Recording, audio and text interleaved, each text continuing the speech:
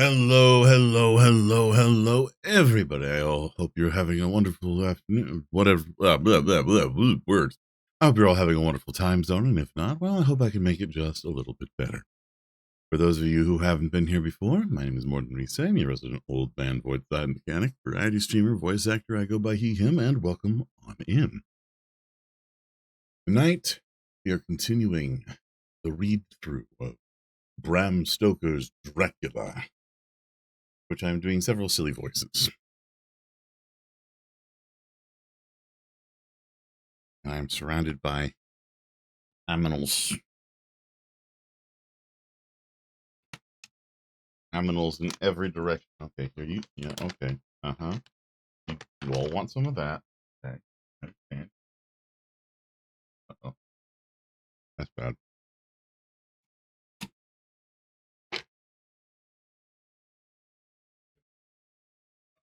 Here.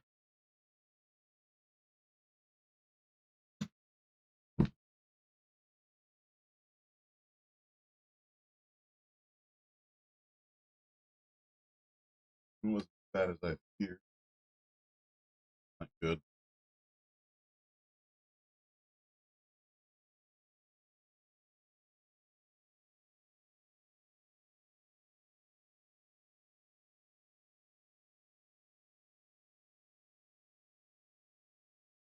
Bad taking over today. Things are falling over.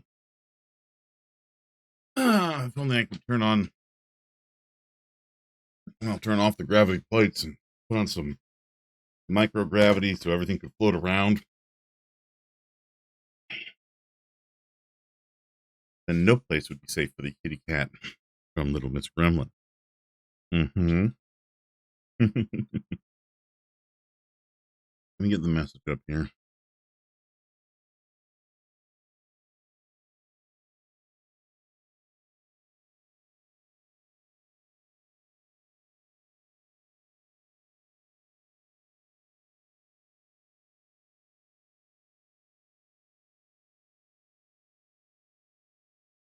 Hi, Neon. Welcome on in. Doing well. It's good to see you.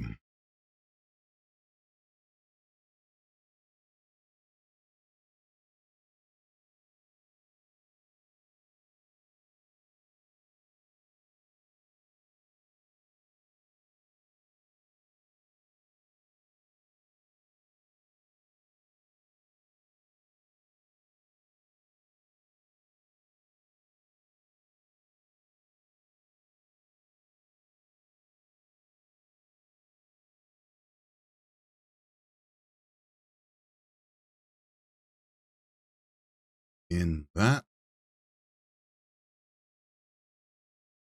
there we go. Okay, you both want some more. Just got your tea, your biscuits, and blanket ready for this? Nice. There you go. That's the way to prepare.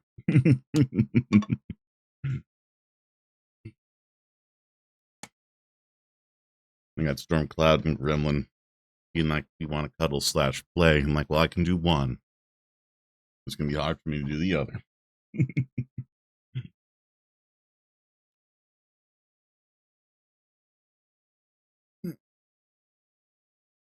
But welcome in. I hope that you're doing well.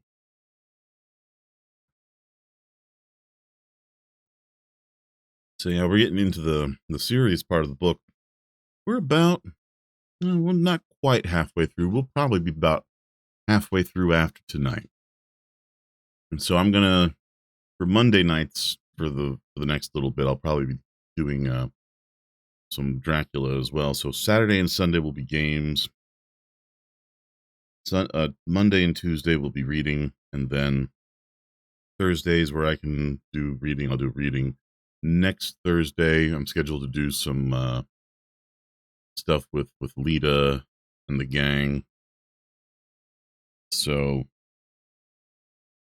that should be fun. It will be horror themed.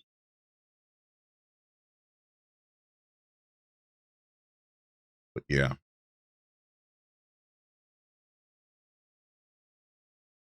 I'm looking forward to seeing how do I only have 2800 bits in spare parts? Okay, I don't know. I thought I was reading the not the bits, the spare parts, the channel points. I was like, how do I have only 2800 of those? I should have more for my own channel, I feel. And then forgetting, no, wait, they give me an infinite number of channel points for myself. I can do whatever I want.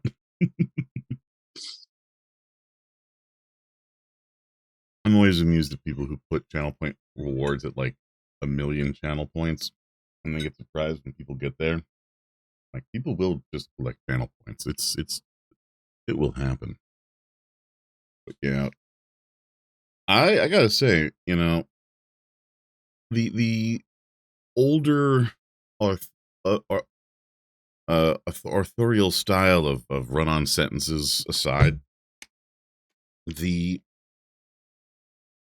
pacing of the slowly increasing dread of this book has been pretty solid. Like, that's held up remarkably well. Which is likely why it lasted as long as it did as a classic. Not all classics do that. There are some books, some collections of tales that you try to read through them today, and it is like trying to work through molasses. I mean, people still have trouble reading Tolkien, which is understandable. I feel like I love Tolkien. I've read all the books, but not everyone's up for that particular style of description where he spends most of his time, uh, you know, talking about nature and the trees. And that is why is, why, why is that happening? Oh, good gracious. Right. Hide for myself. There we go. Oh, goodness. All right. But yeah, no, I think this has been pretty good. Let's see. We're going to start at chapter 12, which is where we left off last time. And let's see here. Brief moment to turn off everything there. I do need to set up some kind of like thing for when I'm doing these reading streams where when I switch back to the reading screen, right, it just mutes the audio that's not the mic. Madam. Mwah, mwah, mwah. Yeah, that's right. You got kisses. What you gonna do about it? Kitty was being silly, so I picked her up and gave her kisses. But she cannot stand. She loves it, but she also wants to be put down.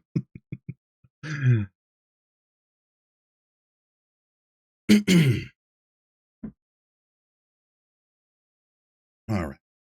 Everything's ready. Everything's as it should be. I have my tea. It is now acceptably cool. I cannot drink hot tea. I need it to cool for like 20, 25 minutes usually before I'll be willing to drink it.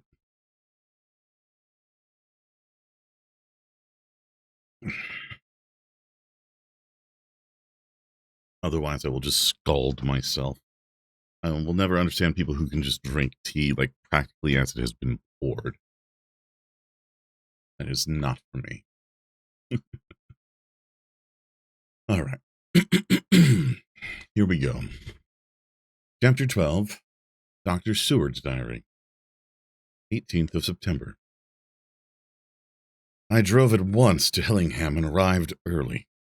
Keeping my cab at the gate, I went up the avenue alone.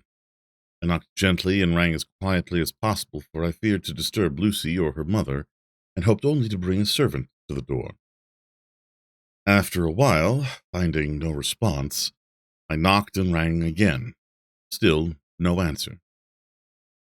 Cursed the laziness of the servants that they should lie abed at such an hour, for it was now 10 o'clock, and so rang and knocked again, but more impatiently, but still without response. Hitherto I had blamed only the servants, but now a terrible fear began to assail me. Was this desolation but another link in the chain of doom which seemed drawing tight around us? Was it indeed a house of death to which I had come too late? I knew that minutes, even seconds of delay might mean hours of danger to Lucy, if she had had again one of those frightful relapses. I went round to the house to try if I could find by any chance an entry anywhere. I could find no means of ingress.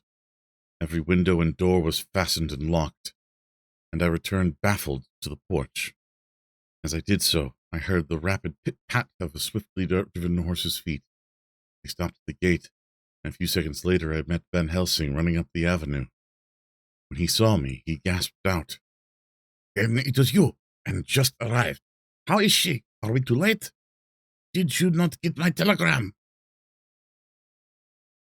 I have to say, if he went and inspected around the entire house and couldn't find a single way in after a big old wolf shattered a window, he probably wasn't looking that hard. All I'm saying.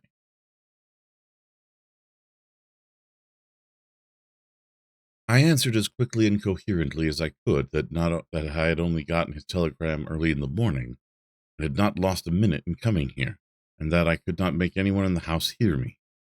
He paused and raised his hat, and as he said solemnly, "And I fear we are too late. God's will be done. With his usual recuperative energy, he went on, Come, if there be no way to open to get in, we must make one. Time is all in all to us now. We went round to the back of the house, where there was a kitchen window. The professor took a small surgical saw from his case and, handing it to me, pointed to the iron bars which guarded the window. I attacked them at once. Wait a minute. Using a surgical saw to saw iron? I guess. A surgical saw would have been made likely of steel at the time. Iron is a softer metal. This would have been wrought iron, most likely. Still not what I would bring, but sure. That said, if this house is big enough, I am genuinely shocked if it was actually locked in every door and window. But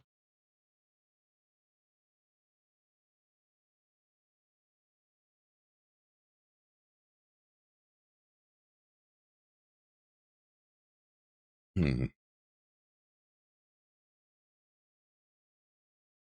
attacked them at once and had very soon cut through 3 of them. Bam! Then, with a long, thin knife, we pushed back the fastening of the sashes and opened the window.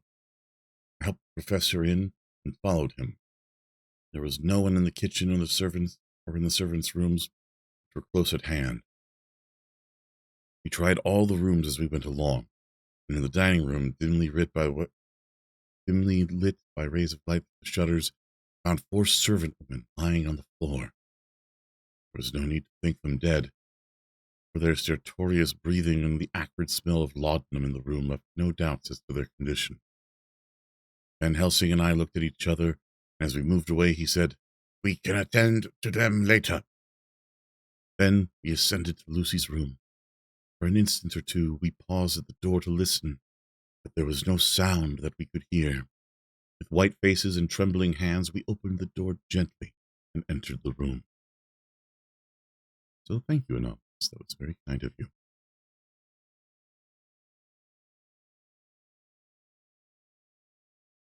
How shall I describe what we saw? On the bed lay 2 women, Lucy and her mother. The latter lay farthest in, and she was covered with a white sheet, the edge of which had been blown back by the draught through a broken window, showing the drawn, white face with a look of terror fixed upon it. By her side lay Lucy, with face white and still more drawn. The flowers which had been round her neck we found round upon her mother's bosom, and her throat was bare, showing the 2 little wounds which we had noticed before, but looking horribly white and mangled. Without a word, the professor bent over the bed, his head almost touching poor Lucy's breast. Then he gave a quick turn of his head, as of one who listens, and, leaping to his feet, he cried out to me, It is not yet too late. Quick, quick, bring the brandy. I flew downstairs and returned with it, taking care to smell and taste it, lest it too were drugged like the decanter of sherry which I found on the table. The maids were still breathing, but more restlessly, and I fancied that the narcotic was wearing off. I did not stay to make sure, but returned to Van Helsing. He rubbed the brandy, as on another occasion, on her lips and gums, and on her wrists and the palms of her hands. He said to me, I can do this, all that can be at the present. You will go wake those maids, flick them in the face with a wet towel, and flick them hard. Make sure them get heat and fire and a warm bath. This poor soul is nearly as cold as that beside her. She will need to be heated before we can do anything more. I went at once, and found little difficulty in waking 3 of the women. The 4th was only a young girl, and the drug had evidently affected her more strongly. So I lifted her on the sofa and let her sleep. The others were dazed at first, but as remembrance came back to them, they cried and sobbed in a hysterical manner. I was stern with them, however, and would not let them talk. I told them that one life was bad enough to lose, and that if they delayed they would sacrifice Miss Lucy. So, sobbing and crying, they went about their way, half glad as they were, and prepared fire and water. Fortunately, the kitchen and boiler fires were still alive, and there was no lack of hot water. They got a bath and carried Lucy out as she was and placed her in it. Whilst we were busy chafing her limbs, there was a knock at the hall door. One of the maids ran off, hurried on in some more clothes, and opened it. She returned and whispered to us that there was a gentleman who had come with a message from Mr. Holmwood.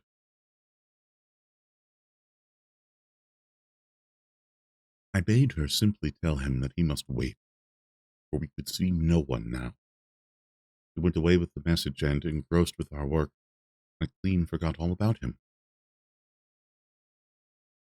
I never saw in all my experience with the professor work such deadly earnest. I knew, as he knew, that it was a stand-up fight with death, and that in a pause told him so. He answered me in a way I did not understand, but with the sternest look upon his face that his face could wear. Is that all? I would stop here where we are now, and let her fade away into peace, for I see no life in night over her horizon. He went on with his work, with, if possible, renewed and more frenzied vigor. Presently, we both began to be conscious of the heat that was beginning to be of some effect. Lucy's heart beat a trifle more audibly to the stethoscope, and her lungs had perceptible movement. Van Helsing's face almost beamed, and as we lifted her from the bath and rolled her in a hot sheet to dry her, he said to me, "The first gain is ours. Check to the king." We took Lucy into another room, which had now been prepared, and laid her in bed and forced a few drops of brandy down her throat. I noticed that Van Helsing tied a soft silk handkerchief round her throat.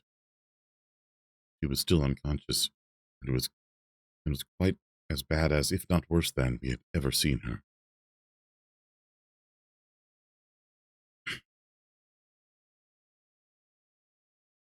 Van Helsing called in one of the women and told her to stay with her and not to take her eyes off her until we returned, then beckoned me out of the room. "We must consult as to what is to be done," he said as we descended the stairs. In the hall, he opened the dining room door, and we passed in, he closing the door carefully behind him. The shutters had been opened, for the blinds were already down, with that obedience to the etiquette of death which the British woman of the lower classes always rigidly observes. The room was, therefore, dimly dark. It was, however, light enough for our purposes. Van Helsing's sternness was somewhat relieved by a look of perplexity. He was evidently torturing his mind about something. So I waited for an instant, and he spoke.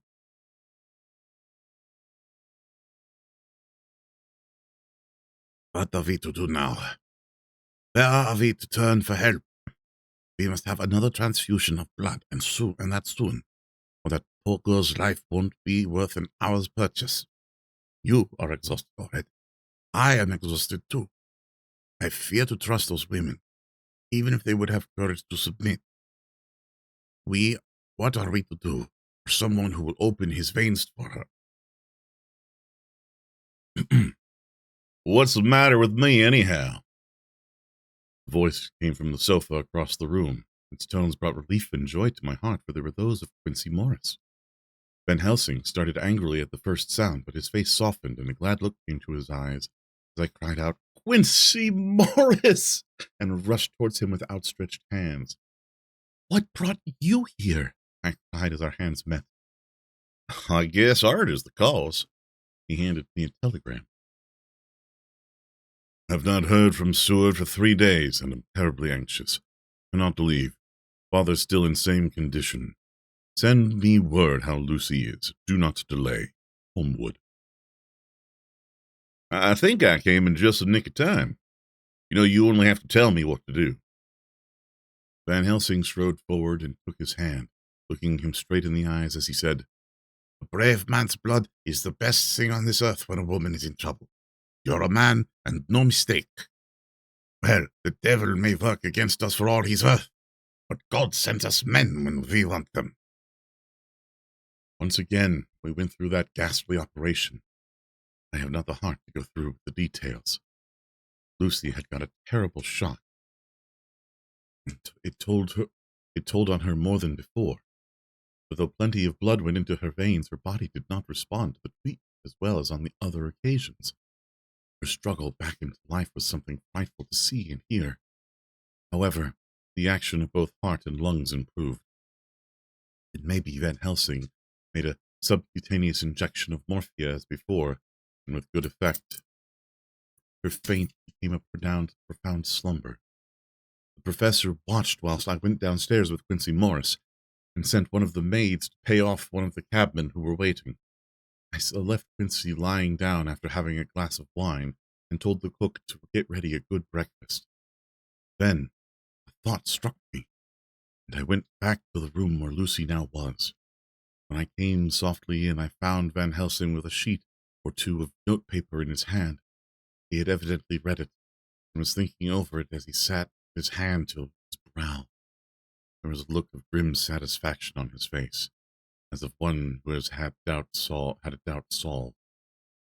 He handed me the paper, saying only, "It dropped from Lucy's breast when we carried her into the bath." When I had read it, I stood looking at the professor, and after a pause asked him, "In God's name, what does it all mean? Was she or is she mad? Or what sort of horrible danger is it?" I was so bewildered that I did not know what to say more. Van Helsing put out his hand and took the paper, saying, "Do not trouble about it now. Forget it for the present. You shall know and understand it all in good time. But it will be later. And now, what is it you came to me to say?" This brought me back to fact, and I was all myself again. "I came to speak about the certificate of death. If we do not act properly and wisely, there may be an inquest, and that paper would have to be produced. I'm in hopes that we need have no inquest, for if we had, it would surely kill poor Lucy, if nothing else did. I know, and you know, and the other doctor who attended her knows, that Miss Westenra has a disease of the heart, and we can certify that she died of it. Let us fill up the certificate at once, and I shall take it myself to the registrar and go on to the undertaker." "Good. Oh, my friend John, well thought of. Truly, Miss Lucy, if she is to be sad in the foes that beset her, is at least happy in the friends that love her. 1, 2, 3, all open their veins for her. Besides one old man. Ah, yes, I know, friend John, I am not blind. I love you all the more for it. Now go." In the hall, I met Quincy Morris with a telegram for Arthur telling him that Miss Westenra was dead and that Lucy had also been ill. But now was going on better, and that Van Helsing and I were with her. I told him where I was going, and he hurried me out. But as I was going, said, "When you come back, Jack." I'm sorry, he hurried up as I was going, said, "When you come back, Jack, I may have 2 words with you all to ourselves." I nodded in reply and went out. I found no difficulty about the registration, and arranged with the local undertaker to come up in the evening to measure for the coffin and make arrangements. When I got back, Quincy was waiting for me. I told him I would see him as soon as I knew about Lucy, and went up to her room. She was still sleeping, and the professor seemingly had not moved from his seat at her side. From his putting his finger to his lips, I gathered that he expected her to wake before long, and was afraid of forestalling nature. So I went down to Quincy and told him in the breakfast room. I took him into the breakfast room, where the blinds were not drawn down, and which was a little more cheerful, or rather less cheerless than the other rooms. When we were alone, he said to me, "Jack Seward, I don't want to shove myself in anywhere where I've no right to be, but this is no ordinary case. You know I love that girl and wanted to marry her, but although that's all past and gone, I can't help feeling anxious about her all the same. What is it that's wrong with her? The Dutchman, and a fine old fellow that he is, I can see that, said at the time you two came into the room that you must have had another transfusion of blood, and that both of you and he were exhausted. Now, I know well that you medical men speak in camera, and that a man must not expect to know what they consult about in private, but this is no common matter. And whatever it is, I have done my part. Is that not so? That's so, I said, and he went on. I take it that both you and Van Helsing have both done already what I did today. Is that not so? That's so. And I guess Art was in it too. When I saw him 4 days ago down at his own place, he looked queer. And I have not seen anything so pulled down so quick since I was on the pampas and had a mare that I was fond of go to grass all in one night. One of those big bats they call vampires that got her in the night, and what with his gorge and the vein left open, there wasn't enough blood in her to let her stand up. I had to put a bullet through her as she lay. Jack, if you may tell me without betraying confidence, Arthur was the first. Is that not so? As he spoke, the poor fellow looked terribly anxious. He was in a torture of suspense regarding the woman that he loved, and his utter ignorance of the terrible mystery which seemed to surround her intensified his pain. His very heart was bleeding, and it took all the manhood of him, and there was a royal lot of it too, to keep him from breaking down. I paused before answering, for I felt that I must not betray anything which the professor wished kept secret. But already he knew so much, and guessed so much, that there could be no reason for not answering. So I answered in the same phrase, "That's so." And how long has this been going on? About 10 days. 10 days? Then I guess, Jack Seward, that poor pretty creature that we all love has had put into her veins within that time the blood of 4 strong men. Man alive, her whole body wouldn't hold. Then, coming close to me, he spoke in a fierce half whisper, "What took it out?" I shook my head. "That," I said, "is the crux. Van Helsing is simply frantic about it, and I am at my own wit's end. I can't even hazard a guess. There's been a series of little circumstances which have thrown out all our calculations as to Lucy being properly watched. But these shall not occur again. Here we stay until all be well or ill." Quincy held out his hand. "Count me in," he said. "You and the Dutchman will tell me what to do, and I'll do it." When she woke late in the afternoon, Lucy's first movement was to feel in her breast, and, to my surprise, produced the paper which Van Helsing had given me to read. The careful professor had replaced it where it had come from, lest on waking she should be alarmed. Her eye then lit on Van Helsing and on me too, and gladdened. Then she looked around the room, and, seeing where she was, shuddered. She gave a loud cry and put her poor thin hands before her pale face. We both understood what that meant, that she had realized to the full her mother's death. So we tried what we could to comfort her. Doubtless sympathy.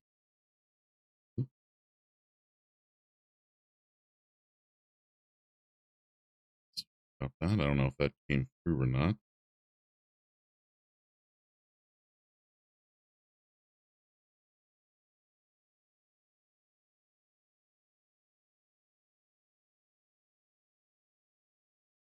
All right.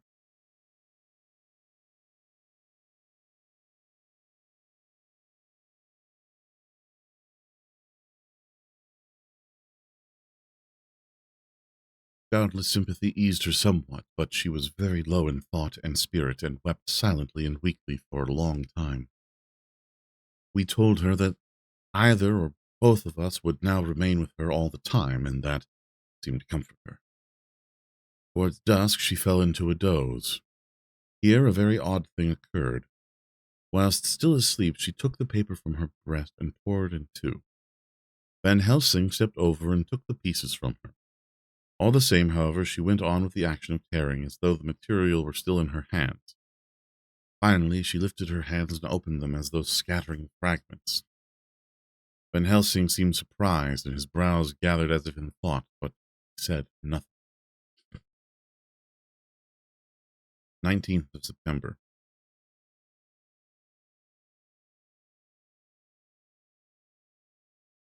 All last night she slept fitfully, being always afraid to sleep, and something weaker when she woke from it. Besser and I took it in turns to watch, and we never left her for a moment unattended. Quincy Morris said nothing about his intention, but I knew that all night long he patrolled round and round the house. When the day came, its searching light showed the ravages in poor Lucy's strength. She was hardly able to turn her head, and the little nourishment which she could take seemed to do her no good. At times she slept, but both Van Helsing and I noticed both Van Helsing and I noticed the difference in her between sweet sleeping and waking. Whilst asleep she looked stronger, although more haggard, and her breathing was softer. Her open mouth showed pale gums drawn back from the teeth, which thus looked positively longer and sharper than usual. When she woke, the softness of her eyes evidently changed the expression, for she looked her own self, although a dying one. In the afternoon she asked for Arthur, and we telegraphed for him. Quincy went off to meet him at the station. When he arrived, it was nearly 6 o'clock, and the sun was setting full and warm, and the red light streamed in through the window and gave more color to the pale cheeks. When he saw her, Arthur was simply choking with emotion, and none of us could speak. In the hours that had passed, fits of sleep, or the comatose condition that passed for it, had grown more frequent, so that the pauses when conversation was possible were shortened. Arthur's presence, however, seemed to act as a stimulant. She rallied a little and spoke to him more brightly than she had done since we arrived.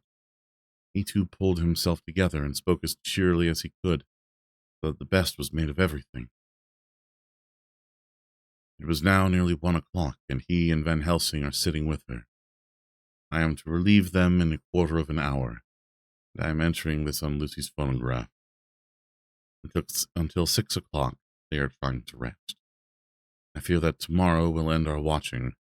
The shock has been too great. The poor child cannot rally.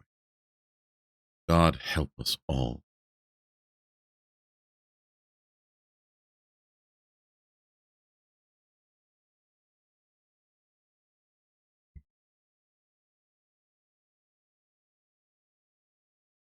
Letter, Mina Harker to Lucy Western, unopened by her, 17th of September. My dearest Lucy, it seems an age since I heard from you, or indeed since I wrote. You will pardon me, I know, for all my faults when you have read my budget of news. Well, I got my husband back all right. When we arrived in Exeter, there was a carriage waiting for us, and in it, though he had an attack of gout, Mr. Hawkins. He took us to his house, where there were rooms for us all nice and comfortable, and we dined together. After dinner, Mr. Hawkins said, My dears, I want you to drink your health. I want to drink your health and prosperity, and may every blessing attend you both. I know you both from children, and have, with love and pride, seen you grow up. Now I want you to make your home here with me. I have left to me neither chick nor child. All are gone, and in my will I have left you everything. I cried, Lucy dear, as Jonathan and the old man clasped hands. Our evening was a very, very happy one. So here we are, installed in this beautiful old house, and from both my bedroom and the drawing room I can see the great elms of the cathedral close, with their great black stems standing out against the old yellow stone of the cathedral, and I can hear the rooks overhead cawing and chattering and gossiping all day, after the manner of rooks and humans. I am busy, I need not tell you, arranging things in housekeeping. Jonathan and Mr. Hawkins are busy all day, for now that Jonathan is a partner, Mr. Hawkins wants to tell him all about the clients. How is your dear mother getting on? I wish I could run up to town for a day or two to see you, dear, but I dare not go yet, with so much on my shoulders, and Jonathan wants looking after still. He is beginning to put some flesh on his bones again, but he was terribly weakened by the long illness. Even now he sometimes starts out of his sleep in a sudden way, and awakes all trembling until I can coax him back to his usual placidity. However, thank God, these occasions grow less frequent as the days go on, and they will pass away altogether, I trust. And now that I have told you my news, let me ask yours. When are you to be married, and where? And who is to perform the ceremony? And what are you to wear? And what is it? Is it to be a public or private wedding? Tell me all about it, dear. Tell me all about everything, for there is nothing that interests you which will not be dear to me. Jonathan asks me to send his respectful duty, but I do not think that is good enough from the junior partner of the important firm, Hawkins and Harker. So, as you love me, and he loves me, and I love you with all the moods and tenses of the verb, I simply send you his love instead. Goodbye, my dearest Lucy, with all the blessings on you. Yours, Mina Hart. Report from Patrick Hennessy, MD, MRCSL. What the hell is that? that is a collection of titles. John Seward, MD. My dear sir, in accordance with your wishes, I enclose report of the conditions of everything left in my charge. With regard to patient Renfield, there is more to say.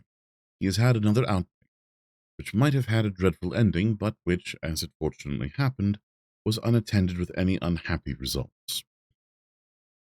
This afternoon, a carrier's cart with two men made a call at the empty house whose grounds abut on ours. The house to which, you will remember, the patient twice ran away. The men stopped at our gate to ask the porter their way, as they were strangers. I was myself looking out of the study window, having a smoke after dinner, and saw one of them come up to the house. As he passed the window of Renfield's room, the patient began to rate at him from within. Called him all the foul names he could lay his tongue to. The man, who seemed a decent fellow enough, contented himself by telling him to shut up for a foul-mouthed beggar, whereupon our man accused him of robbing him and wanting to murder him, and said that he would hinder him if he were to swing for it.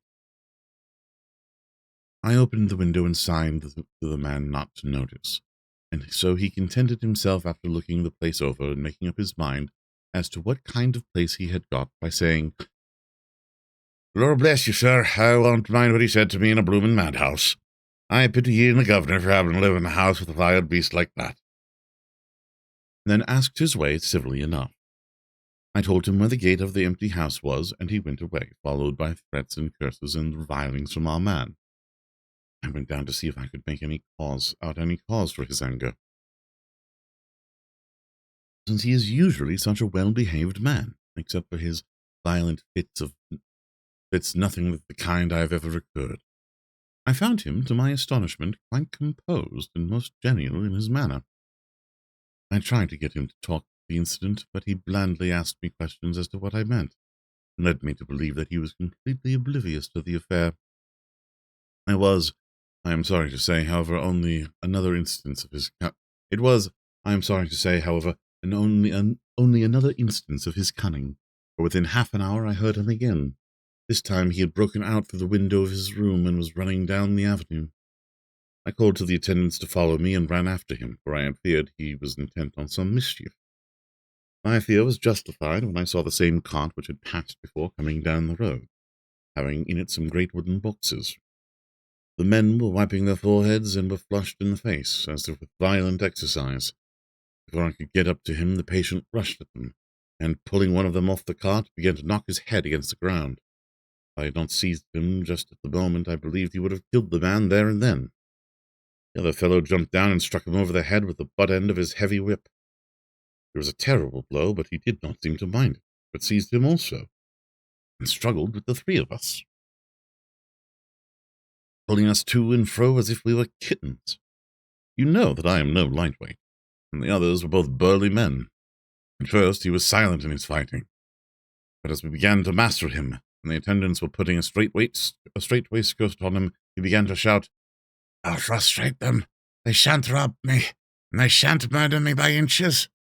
I'll fight for my lord and master," and all sorts of similar incoherent ravings. It was with very considerable difficulty that they got him back into the house and put him in the padded room. One of the attendants, Hardy, had a finger broken. However, I sent it all right, and he is going on well. The carriers were at first loud in their threats of actions for damages and promises to rain all the penalties of the law upon us. Their threats were, however, mingled with some sort of indirect apology for the defeat of the two of them by a feeble madman. They said that if it had not been for the way of their strength had been spent in carrying and raising the heavy boxes into the cart, they would have made short work of him. They gave as another reason for their defeat the extraordinary state of drought to which they had been reduced by the dusty nature of their occupation and the reprehensible distance from the scene of their labours as of any place of public entertainment. I quite understood their drift, and after a stiff glass of grog, or rather more of the same, and with each a sovereign in hand, they made light of the attack, and swore that they would encounter a worse madman any day for the pleasure of meeting so bloomin' good a bloke as your correspondent. I took their names and addresses in case they might be needed. They are as follows: Jack Smollett of Dudding's Rents, King George's Road, Great Walworth, and Thomas Snelling, Peter Farley's Row, Guide Court, Bethnal Green. They are both of the employment of Harris and Sons, Moving and Shipment Company, Orange Master's Yard, Soho. I shall report to you any matter of interest occurring here, and shall wire you at once if there is anything of importance. Believe me, dear sir, yours faithfully, Patrick Hennessy. Letter, Mina Harker to Lucy Western, unopened by her, 18th of September.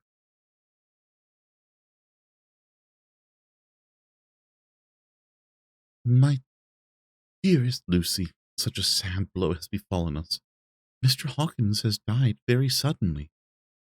Some may not think it so sad for us, but we had both come to love him that it really seems as though we had lost a father.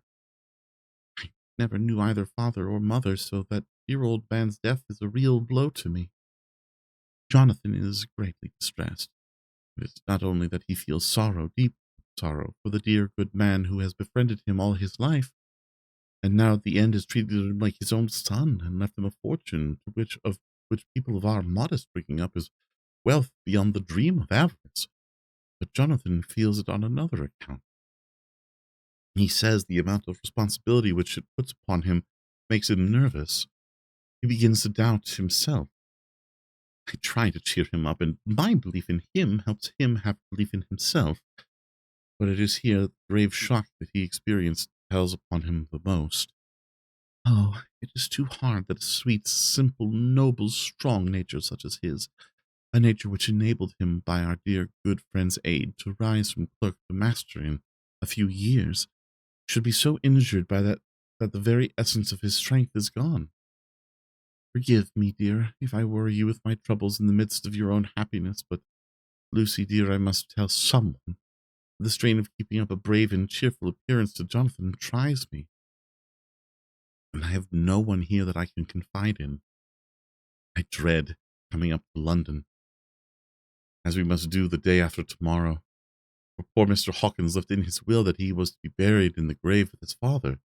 As there are no relations at all, Jonathan will have to be the chief mourner. I shall try to run over to see you, dearest, if only for a few minutes. Forgive me for troubling you. With all blessings, your loving Mina Hart.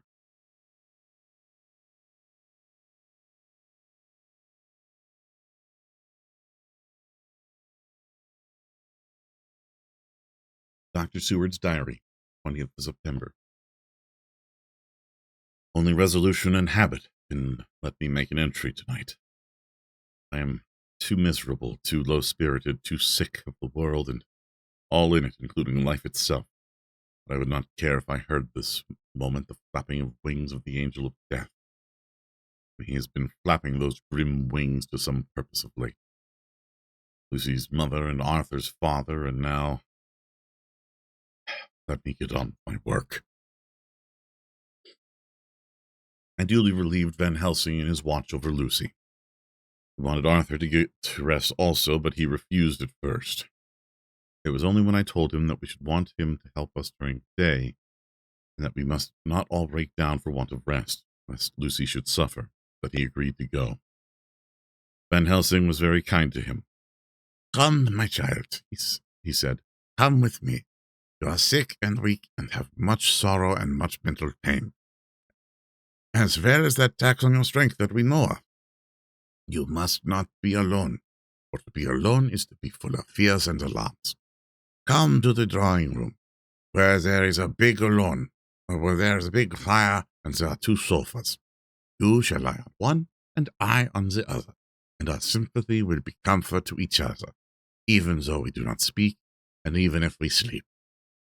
Arthur went off with him, casting back a longing look on Lucy's face, which lay in her pillow, almost whiter than the lawn. She lay quite still, and I looked round the room to see that all was as it should be. I could see that the professor had carried out in this room, and as in the other, his purpose of using the garlic. The whole of the window sashes reeked with it, and round Lucy's neck, over the silk handkerchief which Van Helsing made her keep on, was a rough chaplet of the same odorous flowers. Lucy was breathing somewhat stertorously, and her face was at its worst. The open mouth showed the pale gums. Her teeth, in the dim, uncertain light, seemed longer and sharper than they had been in the morning. In particular, by some trick of the light, the canine teeth looked longer and sharper than the rest. I sat down by her, and presently she moved uneasily. At the same moment there came a sort of dull flapping or buffeting at the window. I went over to it softly and peeped out by the corner of the blind. There was a full moonlight, and I could see that the noise was made by a great bat which wheeled round, doubtless attracted by the light, although so dim, and every now and again struck the window with its wings. When I came back to my seat, I found that Lucy had moved slightly, and had torn away the garlic flowers from her throat. I replaced them as well as I could, and sat watching her. Presently she woke, and I gave her food, as Van Helsing had prescribed. She took but a little, and that languidly.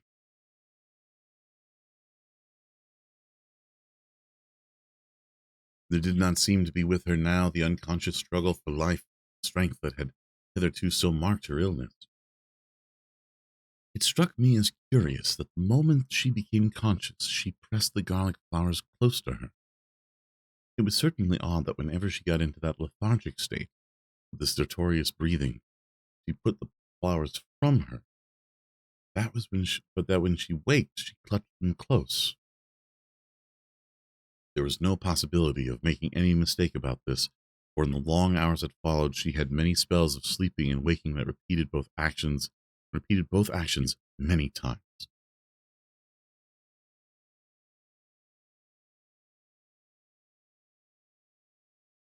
At 6 o'clock, Van Helsing came to relieve me. Arthur had then fallen into a doze, and he mercifully let him sleep on. When he saw Lucy's face, I could hear the hissing indraw of his breath. And he said to me in a sharp whisper, "Draw up the blind. I want light." He then bent down, and with his face almost touching Lucy's, examined her carefully. He removed the flowers and lifted the silk handkerchief from her throat. As he did so, he started back, and I could hear his ejaculation, "Mein Gott!" as it was smothered in his throat.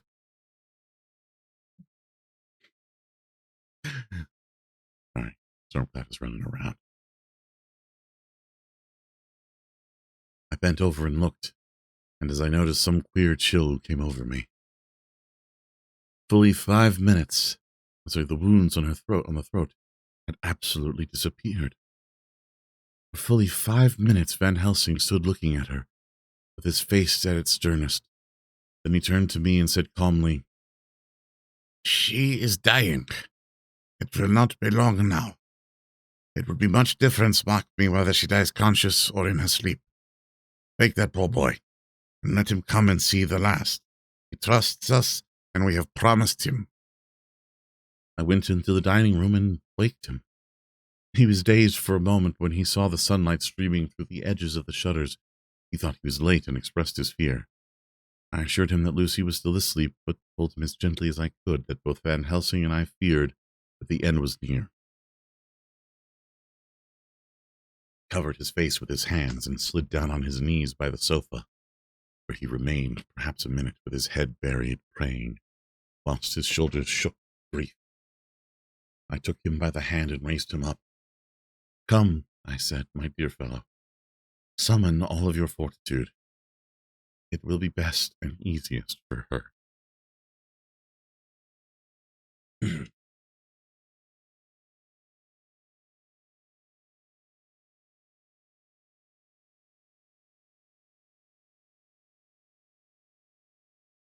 When we came into Lucy's room, I could see that Van Helsing had, with his usual forethought, been putting matters straight and making everything look as pleasing as possible. He had even brushed Lucy's hair so that it lay on the pillow in its usual sunny ripples. When we came into the room, she opened her eyes and, seeing him, whispered softly, "Arthur, oh, my love, I'm so glad you have come." He was stooping to kiss her when Van Helsing motioned him back. "No," he whispered, "not yet. Hold her hand. It will comfort her more."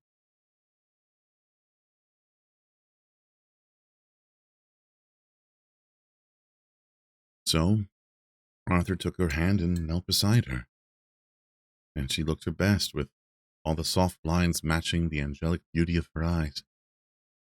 Then, gradually, her eyes closed, and she sank into a sleep. For a little bit her breast heaved softly, and her breath came and went like a tired child. And then, insensibly, there came the strange chance which I had noticed in the night. Her breathing grew stertorous, and the mouth opened, and the pale gums drawn back made the teeth look longer and sharper than ever. And in a sort of sleep-waking, vague, unconscious way she opened her eyes, which were now dull and hard at once, said in a soft, voluptuous voice, such as I had never heard from her lips, "Arthur, oh, my love, I am so glad you have come. Kiss me."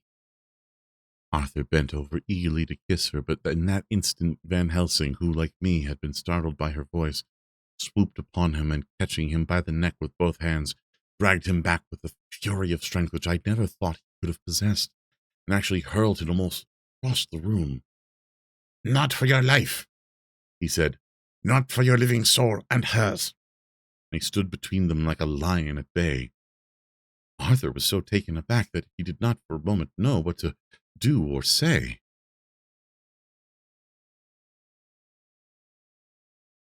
And before any impulse of violence could seize him, he realized the place and the occasion and stood silent, waiting. I kept my eyes fixed on Lucy, as did Van Helsing. We saw a spasm as of a rage flit like a shadow over her face.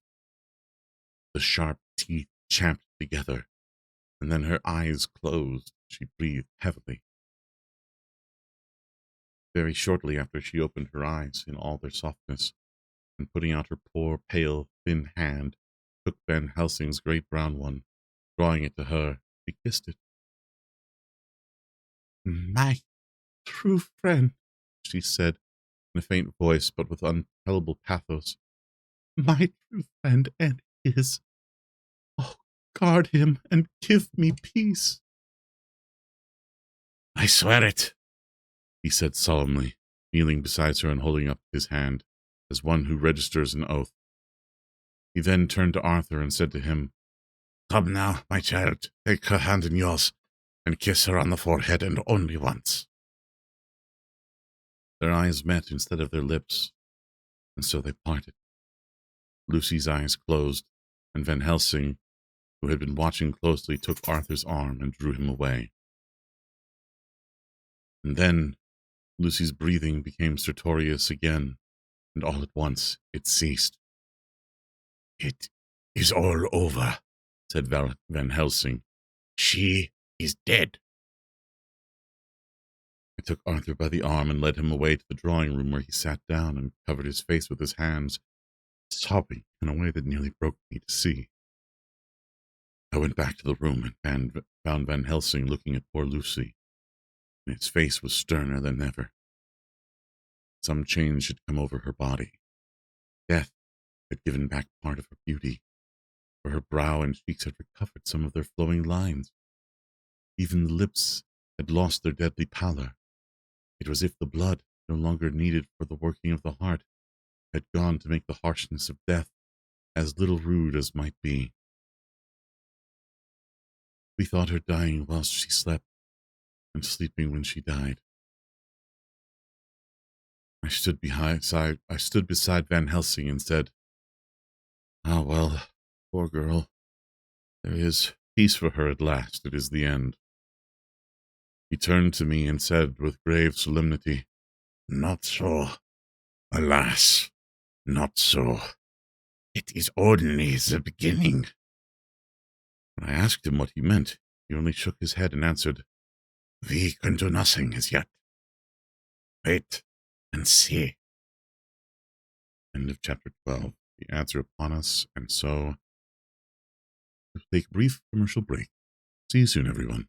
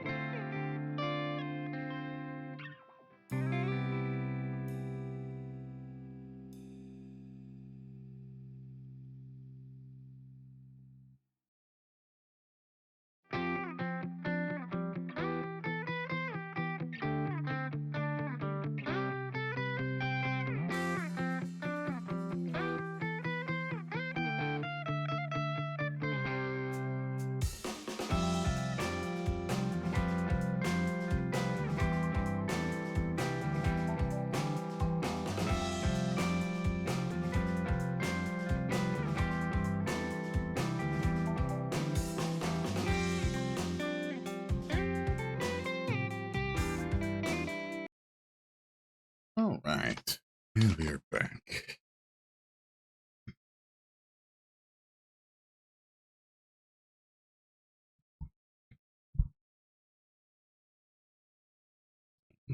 Just got a text.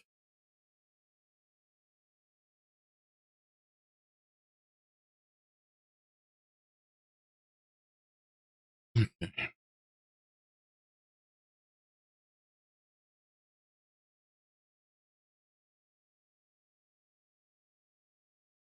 I don't hear that.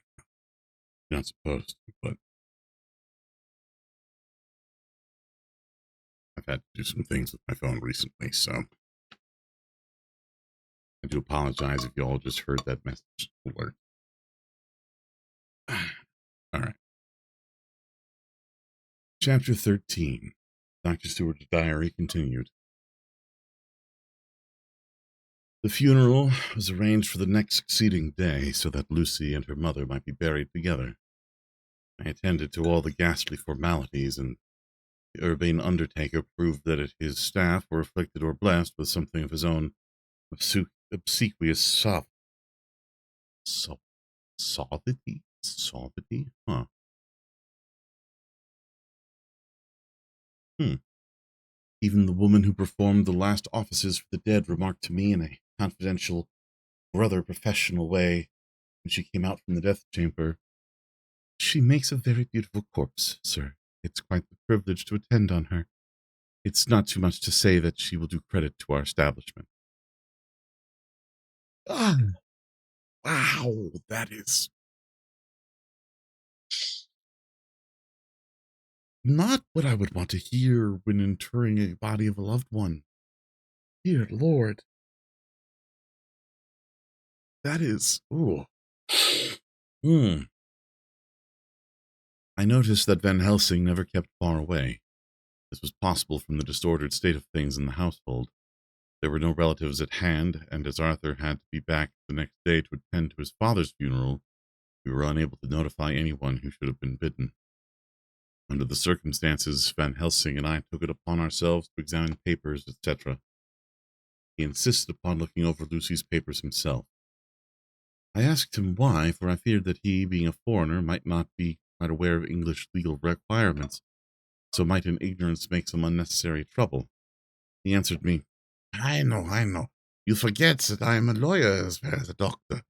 But this is not altogether for the law. You knew that when you avoided the coroner. I have more than him to avoid. There may be papers more, such as this. As he spoke, he took from his pocketbook the memorandum which had been in Lucy's breast, which she had torn in her sleep. When you find anything of the solicitor who is for the late Mrs. Westerner, seal all her papers and write him tonight. For me, I watch here in the room, in Miss Lucy's old room, all night. And I myself search for what may be.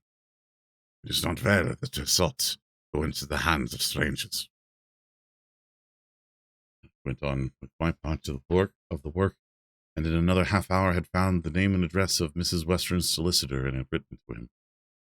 All the poor lady's papers were in order. Explicit directions regarding the place of burial were given. I had hardly sealed the letter when, to my surprise, Van Helsing walked into the room, saying, "Can I help you, friend John? I am free, and if I may, my service is to you." "Have you got what you looked for?" I asked, to which he replied, "I did not look for any specific thing. I only hope to find, and find I have, all that there was. Only some letters and a few memoranda, and a diary new begun. But I have them here, and we shall for the present say nothing of them. I see that poor lad tomorrow evening, and with his sanction I shall use some."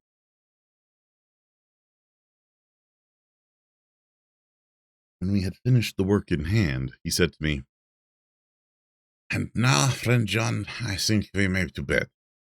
We want sleep, both you and I, to rest and recuperate. Tomorrow we shall have much to do, but for tonight there is no need of us, alas."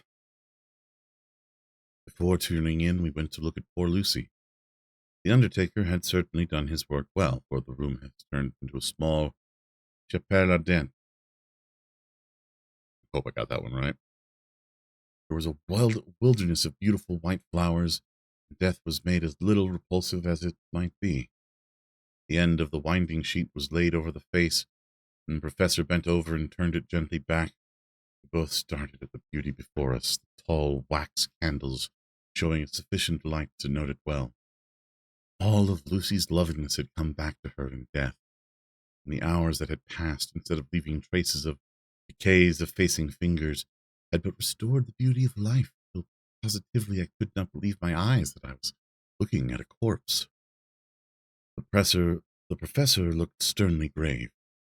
He had not loved her as I had, and there was no need for tears in his eyes. He said to me, "Remain until I return," and left the room. He came back with a handful of wild garlic from the box waiting in the hall, which had not been opened, and placed the flowers amongst the others on and around the bed. Then he took from his neck, inside his collar, a little gold crucifix and placed it over the mouth. He restored the sheet to its place, and we came away. I was undressing in my own room when a premonitory tapped the door. With a premonitory tap the door, he entered. Premonitory tapped the door, he entered, and at once began to speak. "Tomorrow, I want you to bring me, for night, a set of post-mortem knives." Must we make an autopsy? I asked. Yes and no. I want to operate, but not as you think. Let me tell you now, but not a word to another. I want to cut off her head and take out her heart. You're a surgeon and so shocked. You, whom I have seen with no tremble of hand or heart, do operations of life and death that make the rest shudder. Oh, but I must not forget, my dear friend John, that you loved her. And I have not forgotten it, for it is I that shall operate, and you must only help. I would like to do it tonight, but for Arthur I must not. He will be free after his father's funeral tomorrow, and he will want to see her, to see it. Then, when she is coffined and ready for the next day, you and I shall come when all sleep. We shall unscrew the coffin lid, and shall do our operation, and then replace all, so that none know, save we alone. But why do it at all? The girl is dead. Why mutilate her poor body without need? And if there is no necessity for a post-mortem and nothing gained by it, no good to her, to us, to science, to human knowledge, why do it? Without such, it is monstrous.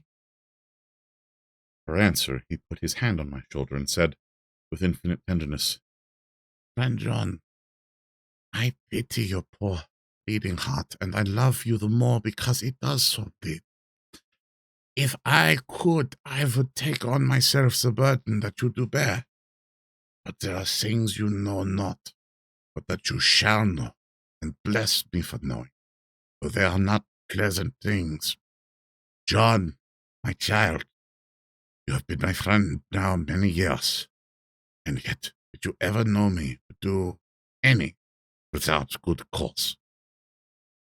I have been a friend, I may err, I am but man, but I believe in all I do.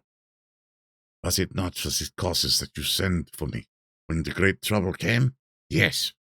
Were you not amazed, nay, horrified, when I would not let Arthur kiss his love, though she was dying, and snatched him away with all my strength? Yes. And yet you saw how she thanked me, with her so beautiful dying eyes, her voice too, so weak. And she kissed my rough old hand and blessed me? Yes. And did you not hear me swear promise to her, that so she closed her eyes grateful? Yes. Well, I have good reason for now all I want to do. You have for many years trusted me. You have believed me weeks past. When there be things so strange that you might have well doubt. Believe me yet a little, friend John. And if you trust me not, then I must tell what I think. And that is not perhaps well. And if I work, as work I shall, no matter trust or no trust.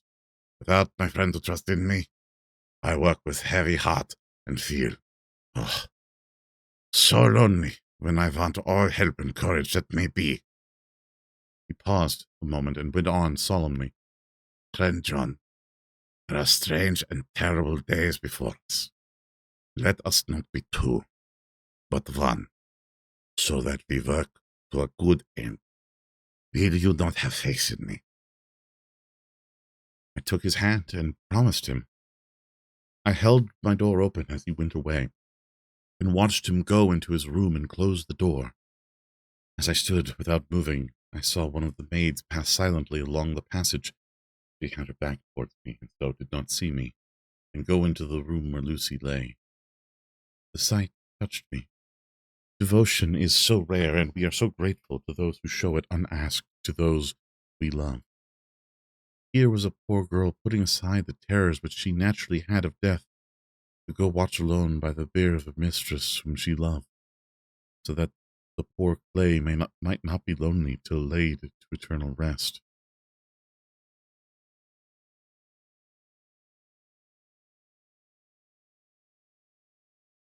I must have slept longly and soundly, for it was broad daylight when Van Helsing waked me by coming to my room. He came over to my bedside and said, You need not trouble about the knives. We shall not do it. Why not? I asked, for his solemnity of the night before had greatly impressed me. Because, He said sternly, it is too late or too early. See? Here he held up the little golden crucifix. This was stolen in the night. How stolen? I asked in wonder, since you have it now. Because I get it back from the worthless wretch who stole it, from the woman who robbed the dead and the living. Her punishment will surely come, but not through me. She knew not altogether what she did, and thus unknowing she only stole. Now we must wait. He went away on the word, leaving me with a new mystery to think of, a new puzzle to grapple with. The forenoon was a dreary time, but at noon the solicitor came, Mr. Marquand of Holman, Sons, Marquand and Litterdale.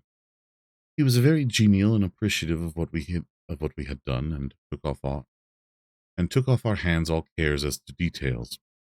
During lunch, he told us that Mrs. Westerna had for some time expected sudden death from her heart, and had put her affairs in absolute order. He informed us that, the exception of a certain entailed property of Lucy's father, which now, in default of direct issue, went back to a distant branch of the family, the whole estate, real and personal, was now left absolutely to Arthur Holmwood. When he had told us so much, he went on.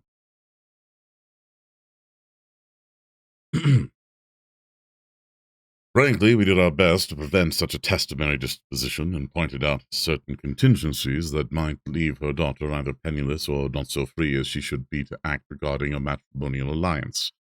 Indeed, we pressed the matter so far that we almost came into collision. She asked us if we were or were not prepared to carry out her wishes. Of course, we had then no alternative but to accept. We were right in principle, and 99 times out of 100 we should have proved by the logic of events the accuracy of our judgment. Frankly, however, I must admit that in this case any other form of disposition would have rendered impossible the carrying out of her wishes. For by her predeceasing her daughter, with the latter would have come into possession of the property, and even had she only survived her mother by 5 minutes, her property, in case there was no will, and a will was a practical impossibility in such a case, have been treated as her decease under intestacy. Intestacy? In which case Lord Godalming, though so dear a friend, would have no claim in the world. And the inheritors, being remote, would not be likely to abandon their just rights, for sentimental reasons regarding an entire stranger. I assure you, my dear sirs, I am rejoiced at the result. Perfectly rejoiced. He was a good fellow, but his rejoicing at the one little part in which he was officially interested of so great a tragedy was an object lesson in limitations of sympathetic understanding. He did not remain long, but said he would look in later in the day and see Lord Godalming. His coming, however, had been a certain comfort to us, since it assured us that we should not have to dread hostile criticism as any of our acts. You'll have to forgive me, everybody, but Cato has demanded my attention. He needs to go potty. So I will run the ads very quickly here. Please forgive me. We'll be back soon.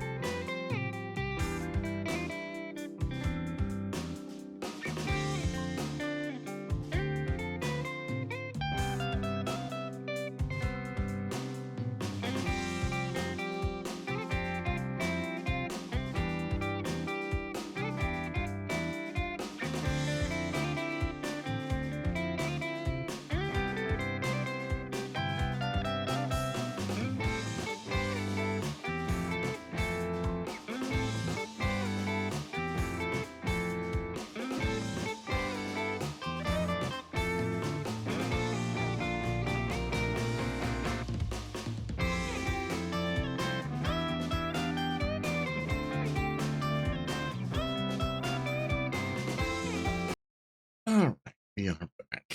Thank you all for your patience. The puppies have now done their business. Okay. Let's see. Where did I...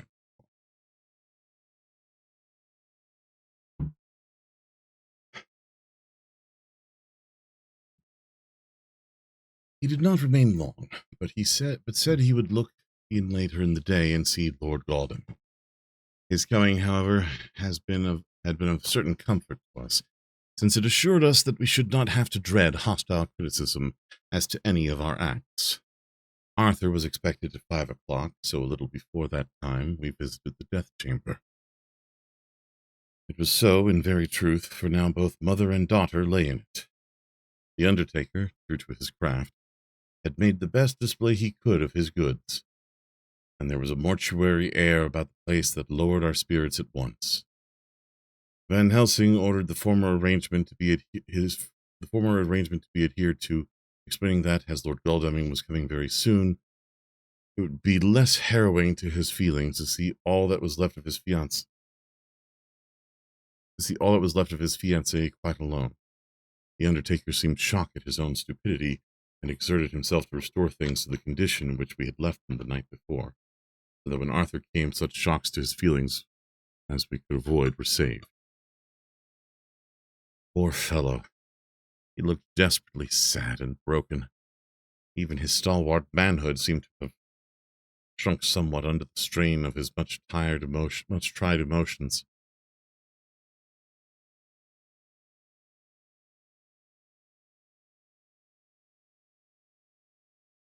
I know that's not what they meant. Still, he had, I knew, been very genuinely and devotedly attached to his father, and to lose him, and at such a time, was a bitter blow to him.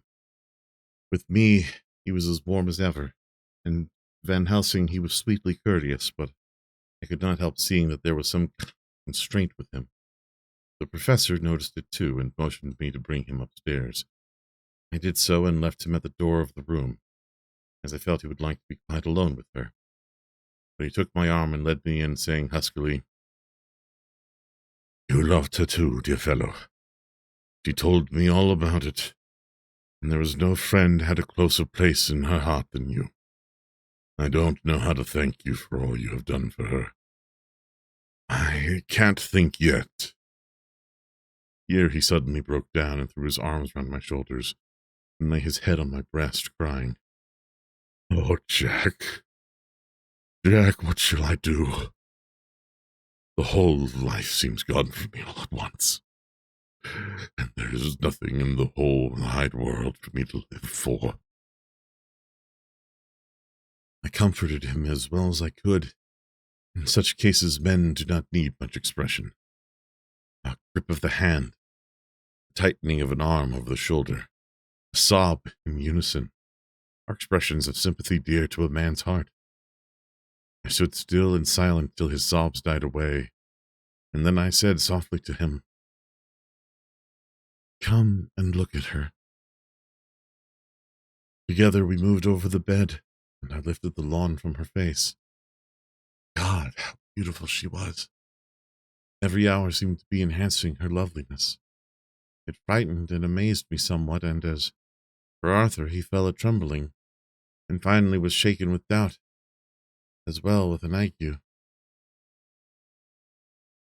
At last, after a long pause, he said to me, in a faint whisper, "Jack, is she really dead?"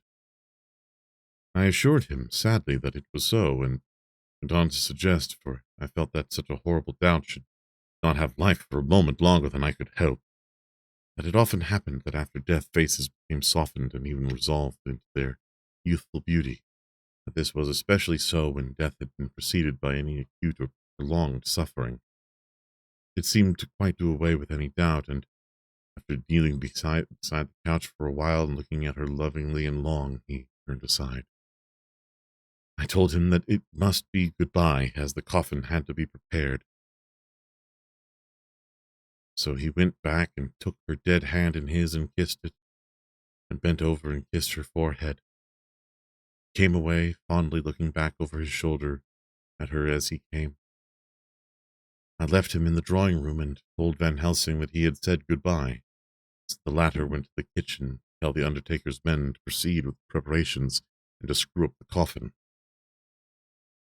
When he came out of the room again, I told him of Arthur's question, and he replied, I am not surprised. Just now I doubted for a moment myself. We all dined together, and I could see that poor Art was trying to make the best of things. Van Helsing had been silent all dinner time, but when we had lit our cigars, he said, Lord. But Arthur interrupted him. No, not that, for God's sake, not yet, at any rate. Forgive me, sir, I do not mean to speak offensively. It is only because my loss is so recent. The professor answered very sweetly. I only used that name because I was in doubt. I must not call you mister, and I have grown to love you, yes, my dear boy, to love you as Arthur.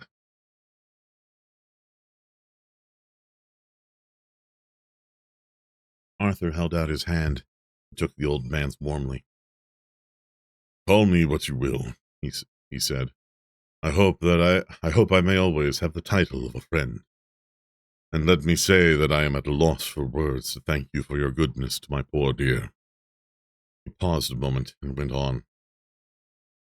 I know that she understood your goodness even better than I do. And if I was rude or in any way wanting at the time that you acted so, you remember, Professor nodded, you must forgive me. He answered with a grave kindness. I know it was hard for you to quite trust me then. For you to trust such violence needs to understand. And I take it that you do not, and that you cannot trust me now, for you do not yet understand. And there may be more times when I should want you to trust that you cannot, and may not, and must not yet understand. But the time will come when your trust shall be whole and complete in me, for then you shall understand as though the sunlight himself shone through. Then you shall bless me for the first to last for your own sake, and for the sake of others, and for her dear sake, whom I swore to protect. And indeed, sir, said Arthur warmly, I shall in all ways trust you. I know and believe you have a very noble heart, and you are Jack's friend, and you were hers. You shall do what you like. The professor cleared his throat a couple times, as though about to speak, and finally said, May I ask you something now? Certainly. You know that Mrs. Westerner has left you all her property? No. Oh dear, I never thought of it. And as it is all yours, you have a right to deal with it as you will. I want you to give me permission to read all Miss Lucy's papers and letters. Believe me, it is no idle curiosity. I have a motive of which, be sure, she would have approved. I have them all here. I took them before we knew that all was yours, so that no strange hand might touch them, no strange eye look the words into her soul. I shall keep them, if I may. Even you may not see them yet, but I shall keep them safe. No word shall be lost, and in a good time I shall give them back to you. It is a hard thing to ask, but will you do it? Will you not, for Lucy's sake? Arthur spoke out heartily like its old self. Dr. Van Helsing, you may do what you will. I feel that in saying this I am doing what my dear one would have approved. I shall not trouble you with questions till the time comes. The old professor stood there as he said solemnly, And you are right.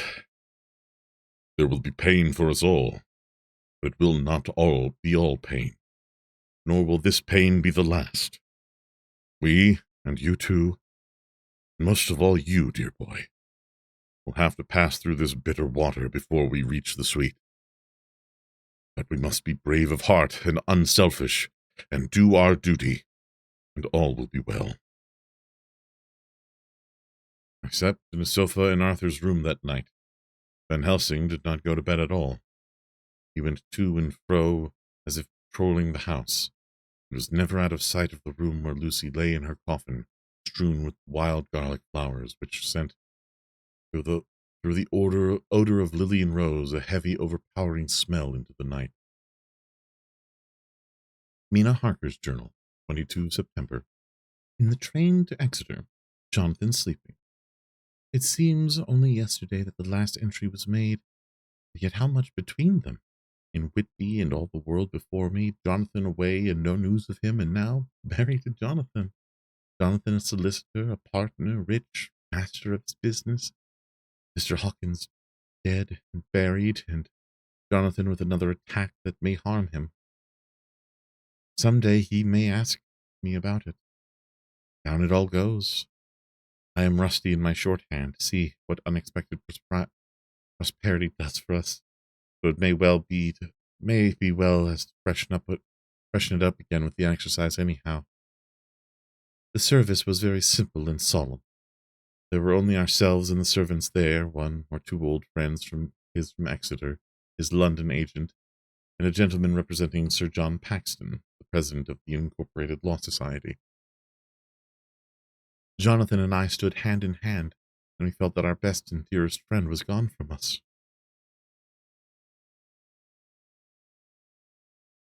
We came back to town quietly, taking a bus to Hyde Park Corner.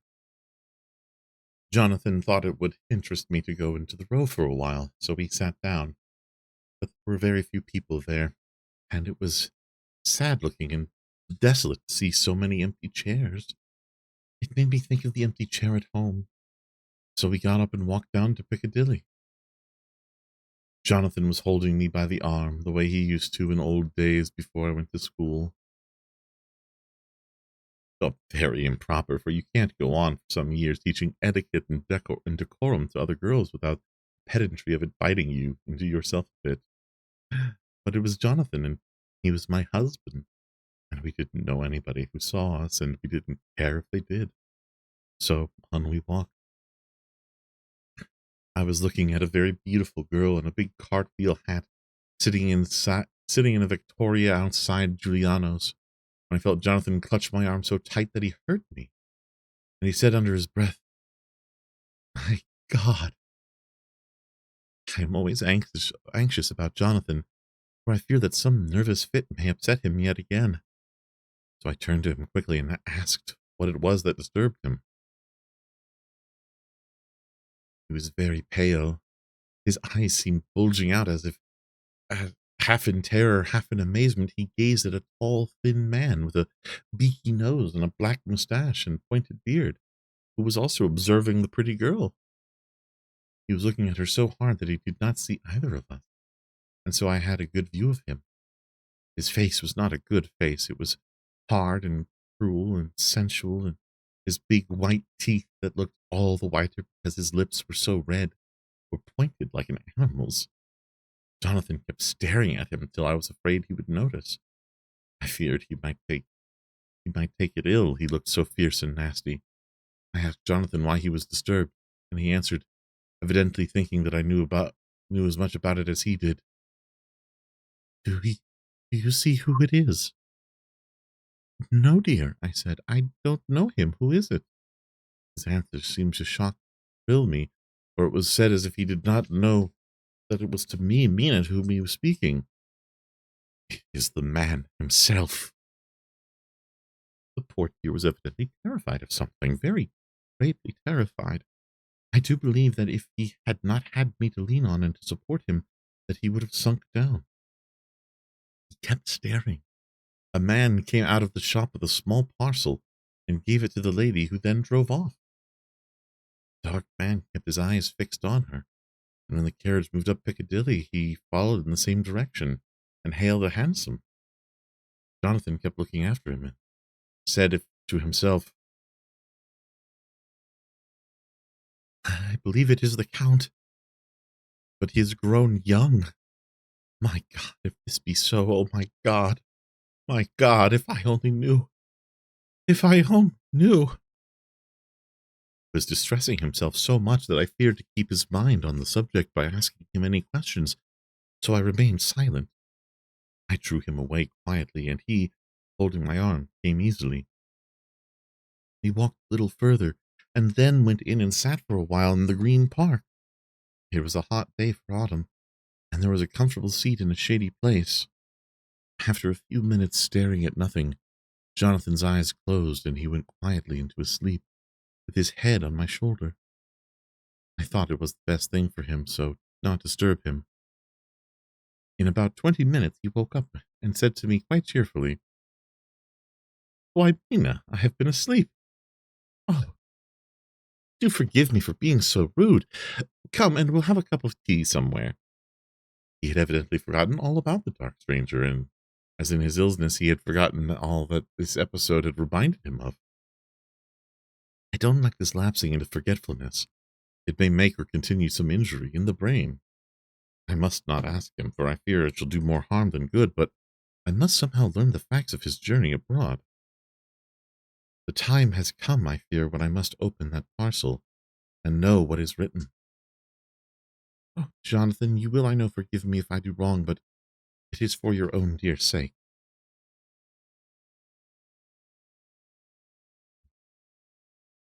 Later, a sad homecoming in every way. The house empty of the dear soul who was so good to us. Jonathan still pale and dizzy under a slight relapse of his malady, and now a telegram from Van Helsing, whoever he may be. You will be grieved to hear that Mrs. Westerner died 5 days ago, and that Lucy died the day before yesterday. They were both buried today. Oh, what a wealth of sorrow in a few words. Poor Mrs. Westerner, poor Lucy, gone, gone, never to return to us. And poor, poor Arthur to have lost such sweetness out of his life. God help us all to bear our troubles. Dr. Seward's Diary, 22nd of September. It is all over. Arthur has gone back to Ring and has taken Quincy Morris with him. What a fine fellow is Quincy. I believe in my heart of hearts that he suffered as much about Lucy's death as any of us, but he bore himself through it like a moral Viking. If America can if America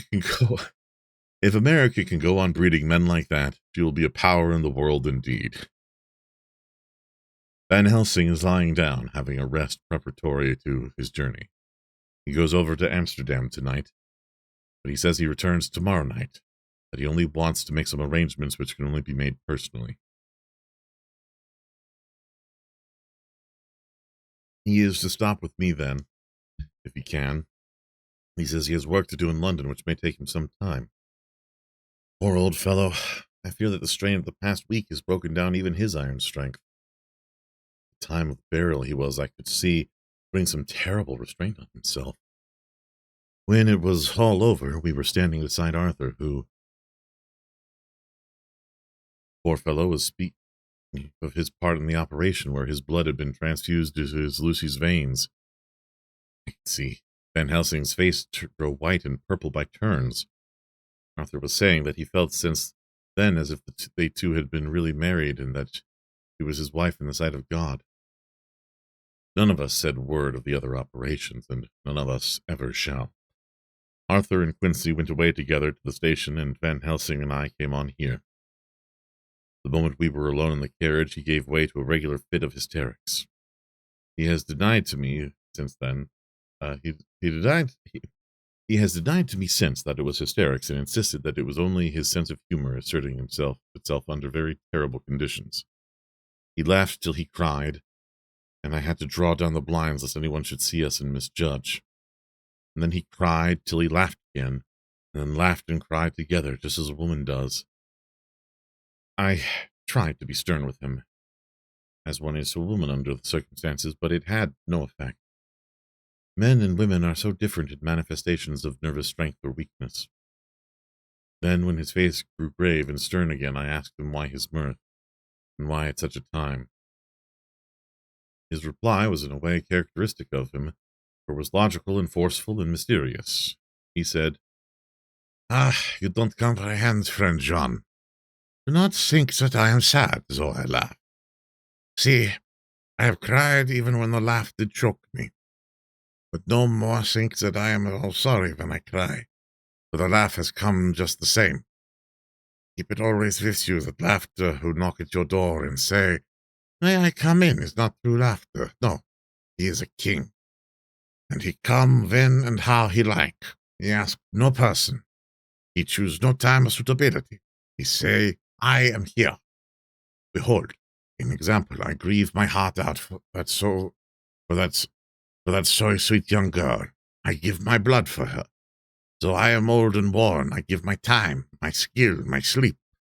I let my other sufferers want so that she may have all. And yet I can laugh at her very grave, laugh when the clay from the spade of the sexton drop upon her coffin and say, thud, thud, to my heart, till it send back the blood from my cheek. My heart bleed for that poor boy, that dear boy, so of the age of mine own boy that I have been blessed that he live, and with his hair and eyes the same. There, you know now why I love him so.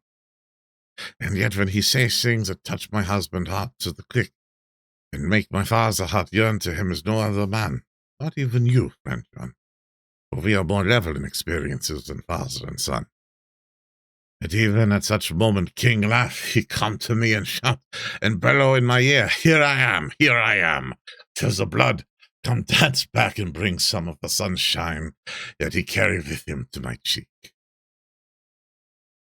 Oh, friend John, it is a strange world, a sad world, a world full of miseries and woes and troubles. And yet, when King Laugh come, he makes them all dance to the tune he play. Bleeding hearts and dry bones of the churchyard, and tears that burn as they fall, all dance together to the music he make, with that smileless mouth of him. And believe me, friend John, that he is good to come, and kind. Ah, we men and women are like ropes drawn tight, with strain that pull us different ways. Then the tears come, and like the rain on the ropes, they brace us up, until perhaps the strain become too great and we break. But King Laugh, he comes like sunshine, and he ease off the strain again, and we bear to go on with our labor, what it may be. I did not like to wound him by pretending not to see his idea, but as I did not yet understand the cause of his laughter, I asked him. And as he answered, his face grew stern, and he said in quite a different tone, "Oh, it was the grim irony of it all, that the so lovely lady garlanded with flowers that looked so fair as life, till one by one we wondered if she were truly dead.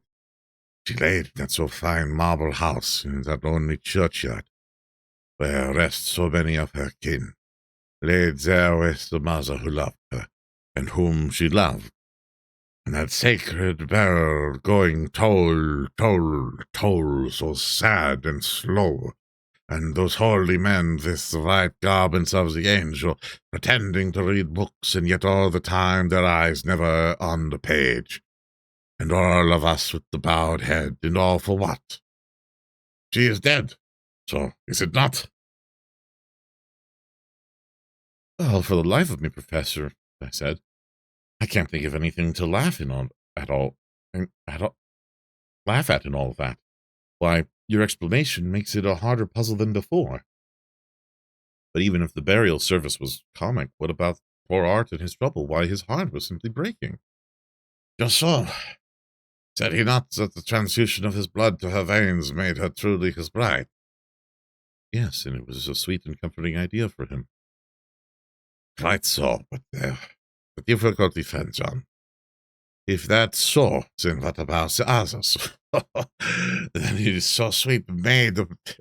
Then the so sweet maid is a polyandrist, and me, my poor wife dead to me, but alive by church's law, though no wits all gone, even I, who am faithful husband to this now no wife, I'm a bigamist. I don't see where the joke comes in there either, I said. I did not feel particularly pleased with him for saying such things. He laid his hand on my arm and said, Friend John, forgive me if I pain. I showed not my feeling to others when it would wound, but only to you, my old friend, whom I can trust.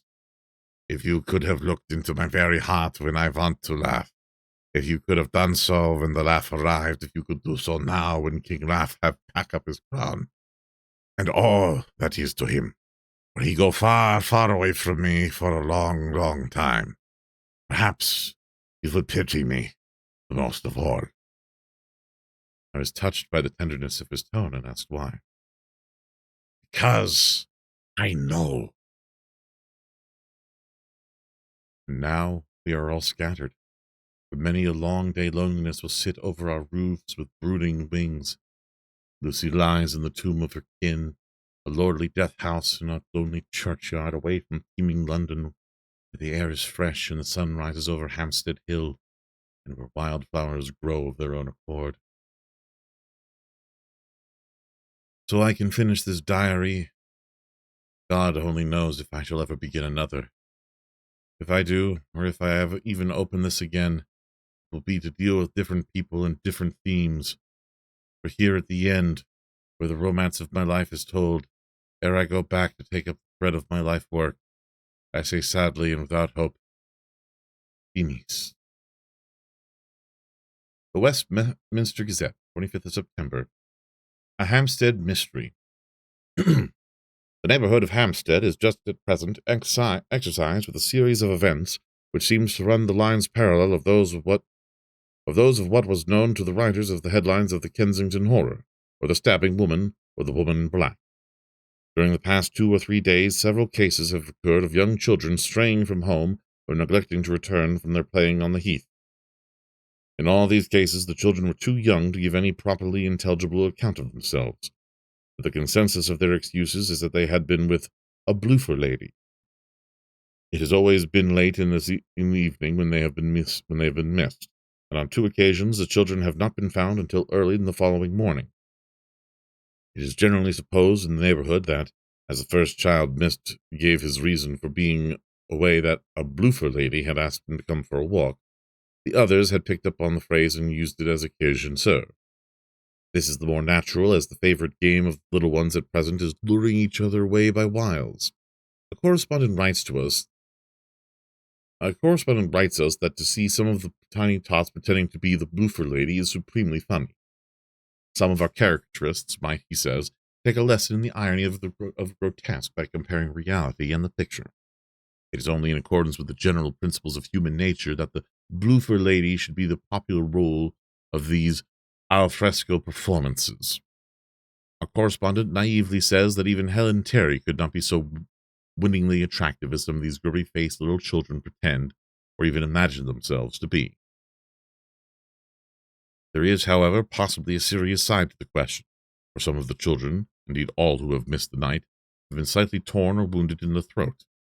Wounds seem such as might be made by a rat or a small dog, although not of much importance individually, would tend to show that whatever animal inflicts them has a system or method of its own. The police of the division have been instructed to keep a sharp lookout for straying children, especially when very young, in and around Hampstead Heath, for any stray dog which may be about.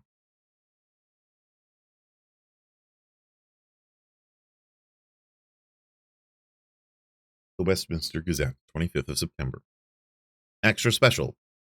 The Hampstead Horror, another child injured. The bloofer lady. We have just received intelligence that another child, missed last night, was only discovered late in the morning under a furze bush at the Shooter's Hill side of Hampstead Heath, which is, perhaps, less frequented than the other parts. It has the same tiny wound on the throat that has been noticed in the other cases. It was terribly weak and looked quite emaciated. It, too, when partially restored, had the common story to tell of being lured away by the bloofer lady. Chapter 14. Mina Harker's Journal. 23 of September. Jonathan is better after a bad night. I am so glad that he has plenty of work to do, for that keeps his mind off the terrible things. And oh, I am rejoiced that he is not now weighed down with the responsibility of his new position. I knew he would be true to himself, And now how proud I am to see that my Jonathan is rising to the height of his advancement and keeping pace in all ways with the duties that come upon him. He will be away all day till late, for he said he could not lunch at home. My household work is done, so I shall take his foreign journal and lock myself up in my room and read it. 24th of September. I hadn't the heart to write last night. That terrible record of Jonathan's upset me so. Poor dear! How he must have suffered, whether it be true or only imagination. I wonder if there is any truth in it all. Did he get his brain fever and then write all those terrible things? Or had he some cause for it all? I suppose I shall never know, for I dare not open the subject to him. And yet, that man we saw yesterday, he seemed quite certain of him. Poor fellow. I suppose it was the funeral upset him and sent him his mind back on some train of thought. He believes it all himself.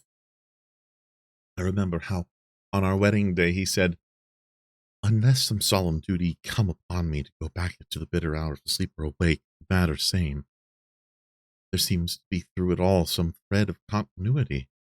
That fearful Count was coming to London. If it should be, and he came to London with his teeming millions, there may be a solemn duty. And if it come, we must not shrink from it. I shall be prepared. I shall get my typewriter this very hour and begin transcribing. Then we shall be ready for other eyes if required. And if it be wanted, then perhaps, if I am ready, poor Jonathan may not be upset, for I can speak to him and never let him be troubled or worried with it all. For I can speak for him and never let him be troubled or worried with it at all. If either Jonathan gets quite over the nervousness, he may want to tell me of it all, and I can ask him questions and find out things, and see how I may comfort him." Letter, Van Helsing to Mrs. Harker, 24th September, Confidence. Dear Madam, I pray you pardon my writing, for as I am so far friend, as that I send you the sad news of Miss Lucy Westerner's death. By the kindness of Lord Godalming, I am empowered to read her letters and papers, for I am deeply concerned about certain matters vitally important. In them I find some letters from you, which show how great friends you were and how you love her. Oh, Madam Mina, by that love I implore you help me. It is for others' good that I ask, to redress a great wrong, and to lift much and terrible troubles, that it may be more great than you can know. May it be that I can see you. You can trust me. I am friend of Dr. John Seward and Lord Godalming, and was author of Miss Lucy. I must keep it private for the present from all. I should come to Exeter to see you at once, to tell you I am in. If you tell me I am privileged to come, and where and when, I implore your pardon, madam. I have read your letters to poor Lucy, and know how good you are and how your husband suffer. So I pray you, if it may be, enlighten him not, lest it may harm. Again your pardon, and forgive me. Van Helsing. Telegram, Mrs. Harker to Van Helsing, 25th of September. Come today by 10:15 train if you can catch it. Can see you any time you call. Wilhelmina Harker. Miss Mina Harker's Journal. 25th of September. I cannot help feeling terribly excited as the time draws near for the visit of Dr. Van Helsing, for somehow I expect that it will throw some light upon Jonathan's sad experience. And as he attended poor dear Lucy in her last illness, he can tell me all about her. That is the reason of his coming. It is concerning Lucy and her sleepwalking, and not about Jonathan. Then I shall never know the real truth now. How silly am I! That awful journal gets hold of my imagination and tinges everything with something of its own color. Of course it is about Lucy. That habit came back to the poor dear, and the awful night on the cliffs must have made her ill. I had almost forgotten in my own affairs how ill she was afterwards. She must have told him of her sleepwalking adventure on the cliff, and then I knew all about it, and now he wants me to tell him what she knows, so that he may understand. I hope I did right in not saying anything of it to Mrs. Westerner. I should never forgive myself if any act of mine were even a negative one, brought harm on poor dear Lucy. I hope, too, Dr. Van Helsing will not blame me. I have had so much trouble and anxiety of late that I feel I cannot bear more just at present. I suppose a cry does us all good at times, clears the air as other rain does. Perhaps it was reading the journal yesterday that upset me. And then Jonathan went away this morning to stay away from me for a whole day and night. First time we have been parted since our marriage. I do hope the dear fellow will take care of himself and that nothing will occur to upset him. It is 2 o'clock, and the doctor will be here soon now. I shall say nothing of Jonathan's journal unless he asks. I am so glad I have typewritten out my own journal, so that in case he asks about Lucy, I can hand it to him. It will save much questioning. Later. He has come and gone. Oh, what a strange meeting, and how it all makes my head whirl round. I feel like one in a dream. Can it all be possible, or even a part of it? If I had not read Jonathan's journal first, I should have never accepted even a possibility. Poor, poor dear Jonathan. Oh, he must have suffered. Please, the good God, all this may not upset him again. I shall try and save him from it, but it may be even a consolation and help to him, terrible though it be and awful in its consequences, to know for certain that his eyes and ears and brains did not deceive him, and that it all is true. It may be that it is the doubt which haunts him, that when doubt is removed, no matter which, waking or dreaming, may prove the truth, he will be more satisfied and better able to bear the shock. Dr. Van Helsing must be a good man as well as a clever one if he is Arthur's friend and Dr. Seward's, and if they brought him all the way from Holland to look after Lucy, I feel from having seen him that he is good and kind and of a noble nature. When he comes tomorrow, I shall ask him about Jonathan, and then, please God, all this sorrow and anxiety may lead to a good end. I used to think that I would like to practice interviewing. Jonathan's friend on the Exeter News told him that memory was everything in such work, that you must be able to put down exactly almost every word spoken, even if you had to refine some of it afterwards. Here was a rare interviewer. I shall try to record it verbatim.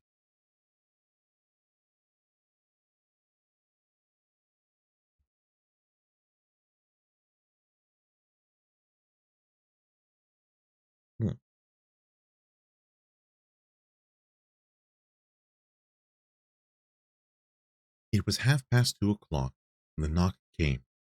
I took my courage à deux mains and waited. In a few minutes, Mary opened the door and announced Dr. Van Helsing. I rose and bowed, and he came towards me, a man of medium weight, strongly built, with his shoulders set back over a broad, deep chest, and a neck well balanced on the trunk as the head is on the neck. The poise of the head strikes one at once as indicative of thought and power. The head is noble, well-sized, broad, and large behind the ears. The face, clean-shaven, shows a hard, square chin, a large, resolute, mobile mouth, a good-sized nose, rather straight, but with quick, sensitive nostrils that seem to broaden as the big, bushy brows come down and the mouth tightens. The forehead is broad and fine, rising at first almost straight and then sloping back above two bumps or ridges wide apart. Such a forehead that the reddish hair cannot possibly tumble over it. It falls naturally back into the sides. Big, dark blue eyes are set widely apart and are quick and tender or stern with the man's moods. He said to me, "Mrs. Harker, is it not?" I bowed assent. "That was Miss Mina Murray." Again I assented. "It is Mina Murray that I came to see that was the hand of the poor dear child Lucy Westerner. Madam Mina, it is on account of the dead that I come." "Sir," I said, "you could have no better claim on me than that you were a friend and helper of Lucy Westerner." And I held out my hand, took it, and said tenderly, "Oh, Madam Mina, I know that the friend of the poor little girl must be good, but I have yet to learn." He finished his speech with a courtly bow. I asked him what it was he wanted to see me about. So at once he began. I have read your letters to Miss Lucy. Forgive me, but I had to begin to inquire somewhere, and there was none to ask. I know that you were with her at Whitby. She sometimes kept a diary. You need not look surprised, Madam Mina. It was begun after you had left, and was in imitation of you. And in that diary she traces by inference certain things to a sleepwalking, in which she puts down that you saved her. In great perplexity, that then I come to you, and ask you out of your so much kindness to tell me all of it that you can remember. I can tell you, I think, Dr. Van Helsing, all about it. Ah, then you have a good memory for facts, for details. It is not always so with young ladies. No, Doctor, but I wrote it all down at the time. I can show you if you like. Oh, Madam Mina, I will be grateful if you would do me much favor. I could not resist the temptation of mystifying him a bit. I suppose it is some of the taste of the original apple that remains still in our mouth. So I handed him the shorthand diary. He took it with a grateful bow and said, May I read it? If you so wish, I answered as demurely as I could. He opened it, and for an instant his face fell. Then he stood up and bowed. You're so clever, woman, he said. I knew long that Mr. Jonathan was a man of much thankfulness, but see his wife have all the good things. And will you not so much honor me, and help me as to read it for me? Alas, I know not the shorthand. By this time my little joke was over, and I was almost ashamed, so I took the typewritten copy from my work basket and handed it to him. Forgive me, I said. I could not help it, but I had been thinking that it was dear Lucy that you wished to ask, so that you might not have time to wait, not on my account, but because I know your time must be precious. I have written it out on a typewriter for you. He took it, and his eyes glistened. You are so good, he said. And may I read it now? I may want to ask you some things when I have read. By all means, I said. Read it over whilst I ordered lunch, and then you can ask me questions whilst we eat. He bowed and settled himself into a chair with his back to the light, and became absorbed in the papers whilst I went to see after lunch, chiefly in order that he might not be disturbed. When I came back, I found him walking hurriedly up and down the room, his face all ablaze with excitement. He rushed up to me and took me by both hands. Oh, Madam Mina, he said, how can I say what I owe you? This paper is a sunshine. It opens the gate to me. I am dazed. I am dazzled with so much light. Its cards roll in behind the light every time, but that you cannot comprehend. Oh, but I am grateful to you. You're so clever, woman. Madam, he said this to me very solemnly, if ever Abraham Van Helsing can ever do anything for you or yours, I trust you will let me know. It will be the pleasure and delight if I may serve you as a friend. As a friend, I have, but all I have ever learned, all I can ever do, shall be for you and those you love. There are darknesses in life, and there are lights, and you are one of the lights. You will have a happy and good life, and your husband will be blessed in you. Doctor, you praise me too much, and you do not know me. Not know you, I, who am old, who have studied all my life, men and women, I, who have made my specialty the brain and all that belongs to him, and all that follow from him. And I read your diary, so that you have goodly written for me, which breathes out truth in every line. I, who have read your so sweet letter to poor Lucy of your marriage and your trust, not know you. Oh, Madam Mina, good woman, tell all their life, and by day and by hour and by minute, such things that angels can read. And we men who wish to know have in us something of angels' eyes. The husband is of noble nature, and you are noble too, for you trust. And trust cannot be where there is mean nature. Your husband, tell me of him. Is he quite well? Is all that fever gone? Is he strong and hearty? I saw here an opening to ask him about Jonathan, so I said, He was almost recovered, but he has been greatly upset by Mr. Hawkins' death, he answered. Oh, yes, I know. I have read your last two letters, I went on. I suppose this upset him, for when we were in town on Thursday, he had a sort of shock. Shock? And after a brain fever so soon? That is not good. What kind of shock was it? He thought he saw someone he thought he saw someone who recalled something terrible, something which led his brain to his brain fever. And here the whole thing seemed to overwhelm me in a rush. The pity for Jonathan, the horror which he experienced, the whole fearful mystery of his diary, and the fear that had been brooding over me ever since, all came in a tumult. I suppose I was hysterical, for I threw myself on my knees and held up my hands to him, and implored him to make my husband well again. He took my hands and raised me up, and made me sit on the sofa, and sat by me. He held my hand in his, and said to me with, oh, such infinite sweetness,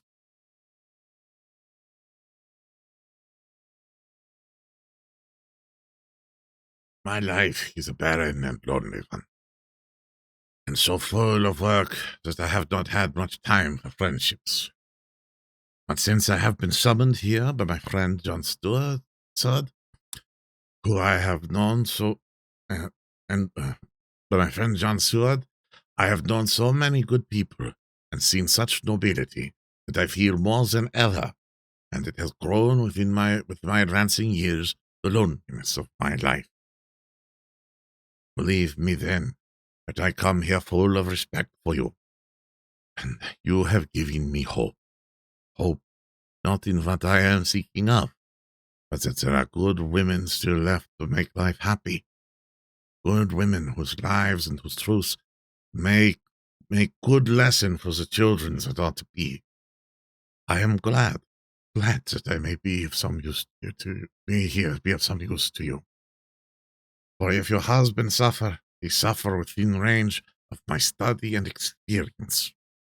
I promise you that I will gladly do all for him that I can, all to make his life strong and manly and your life a happy one. Now, you must eat. You are overwrought and perhaps over anxious. Husband Jonathan would not like to see you so pale, and what he not like where he love, it is not to his good. Therefore, for your sake, for his sake, you must eat and smile. You have told me all about Lucy, and so now we shall not speak of it, lest it distress. I shall stay in Exeter tonight, for I want to think much over what you have told me. And when I have thoughts, I will ask you questions, if I may. And then, too, you should tell me of your husband Jonathan's trouble, so far as you can, but not yet. You must eat now. Afterwards, you shall tell me all. After lunch, we went back to the drawing room. He said to me, And now, tell me all about it. When it came to speaking this great learned man, I began to fear that he would think me a weak fool, and Jonathan a madman. That journal is all so strange, and I hesitated to go on, but he was so sweet and kind, and he had promised to help, and I trusted him. So I said, Dr. Van Helsing, what I have to tell you is so queer that you must not laugh at me or at my husband. I have been since yesterday in a sort of fever of doubt. You must be kind to me, and not think me foolish when I have even half believed some very strange things. He reassured me by his manner as well as his words when he said, Oh, my dear, if only you know how strange is the matter regarding which I am here. It is you who would laugh. I have learned not to think little of anyone's belief, no matter how strange it be. I have tried to keep an open mind, and it is not the ordinary things of life that will close it, but the strange things, the extraordinary things, the things that make one doubt if they be mad or sane. Thank you. Thank you 1,000 times. You have taken a weight off of my mind. If you will let me, shall give you a paper to read. It is long, but I have typewritten it out. I will tell you my trouble and Jonathan. It will tell you my trouble and Jonathan. It is a copy of his journal when abroad and all that happened. I dare not say anything of it, I dare not say anything of it. You will read for yourself and judge. And then, when I see you, perhaps you'll be very kind and tell me what you think? Promise, He said as I gave him the papers. I shall in the morning, so soon as I can, come to see you and your husband, if I may.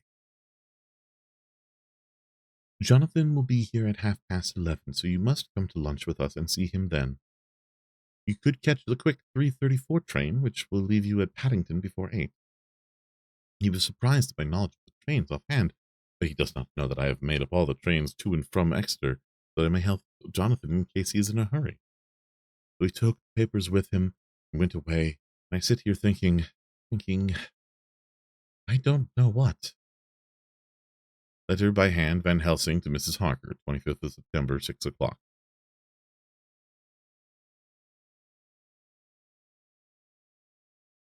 Dear Madam Nina, I have read your husband's so wonderful diary.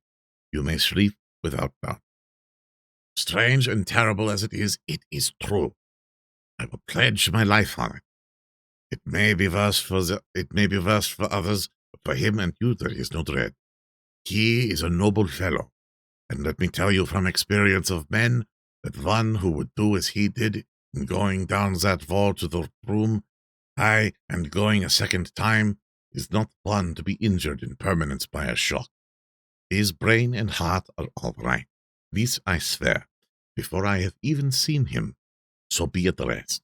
I shall have much to ask of him. Ask him of other things.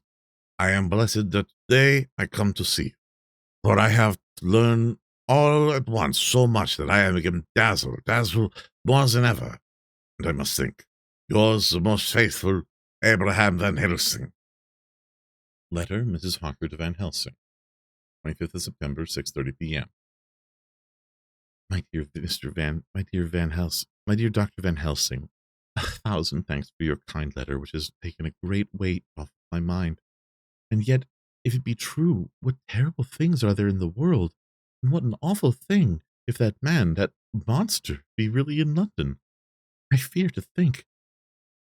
I have this moment, whilst writing, had a wire from Jonathan saying that he leaves by the 6:30 tonight from Launceston and will be here at 10:18, so that I shall have no fear tonight. Will you therefore, instead of lunching with us, please come to breakfast at 8 o'clock, if this be not too early for you? You can get away, if you are in a hurry, by the 10:30 train, which will bring you to Paddington by 2:35. Do not answer this, as I shall take it that, if I do not hear, you will come by breakfast. Believe me, your faithful and grateful friend, Nina Harker. Jonathan Harker's Journal, 26th of September. I thought never to write in this diary again, but the time has come. When I got home last night, Mina had supper ready, and when we had supped, she told me of Van Helsing's visit and her giving him the 2 diaries copied out, and of how anxious she had been about me. She showed me the doctor's letter, that all I wrote down was true. It seems to have made a new man of me. It was the doubt as to the reality of the whole thing that knocked me over. I felt impotent and in the dark and distrustful, but now that I know, I am not afraid, even of the Count. He has succeeded, after all, then, in his design in getting to London, and it was he I saw.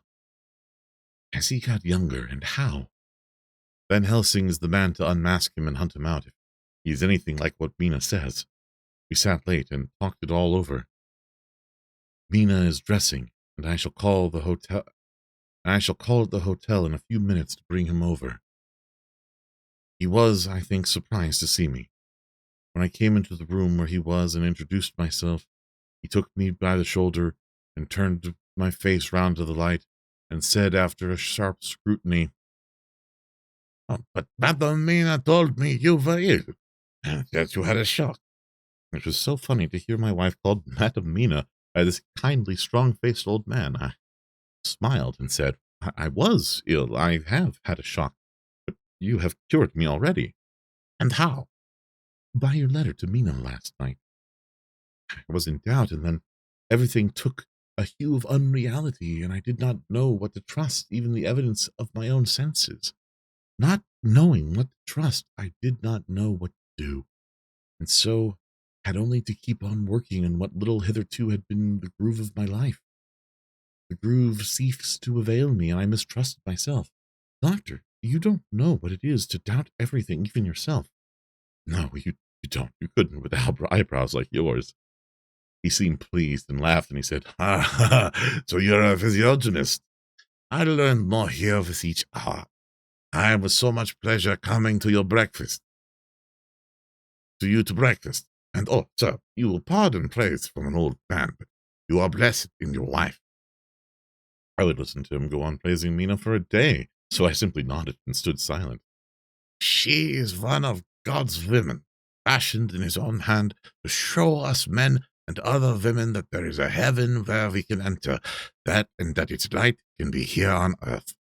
So true, so sweet, so noble, so little an egoist, and that, let me tell you, is much in this age, so skeptical and selfish. And you, sir, I have read all the letters to poor Miss Lucy, and some of them speak of you. So I know you since some days from knowing of the others. But I have seen your true self since last night. You will give me your hand, will you not, and let us be friends for all our lives. We shook hands, and he was so earnest and so kind that it made me quite choky. And now, he said, may I ask for some more help? I have a great task to do, and at the beginning is to know. Can you help me here? Can you tell me what went before you're going to Transylvania? Later on, I may ask for more help, and of a different kind, but first, this will do. Look here, sir, I said. What does what you have to do concern the Count? It does, he said solemnly. Then I am with you heart and soul. As you go by the 10:30 train, you will not have time to read them, but I shall get a bundle of papers. You can take them with you and read them on the train. After breakfast, I saw him to the station. When we were parting, he said, perhaps you will come to town if I send to you, and take Madam Mina too.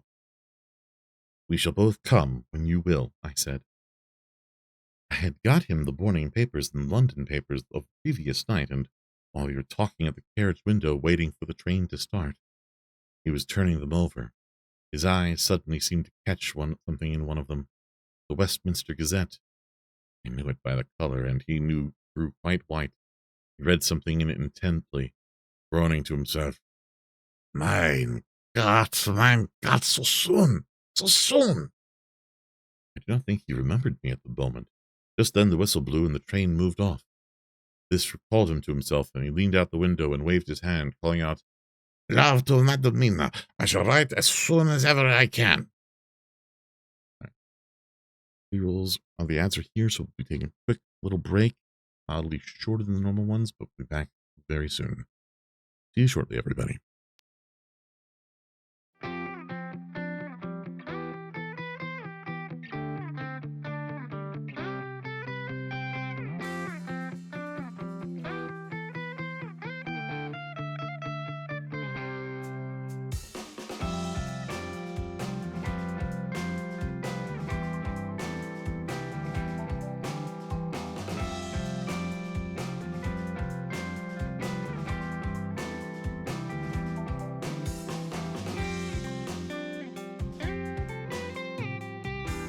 It's dangerous to go alone.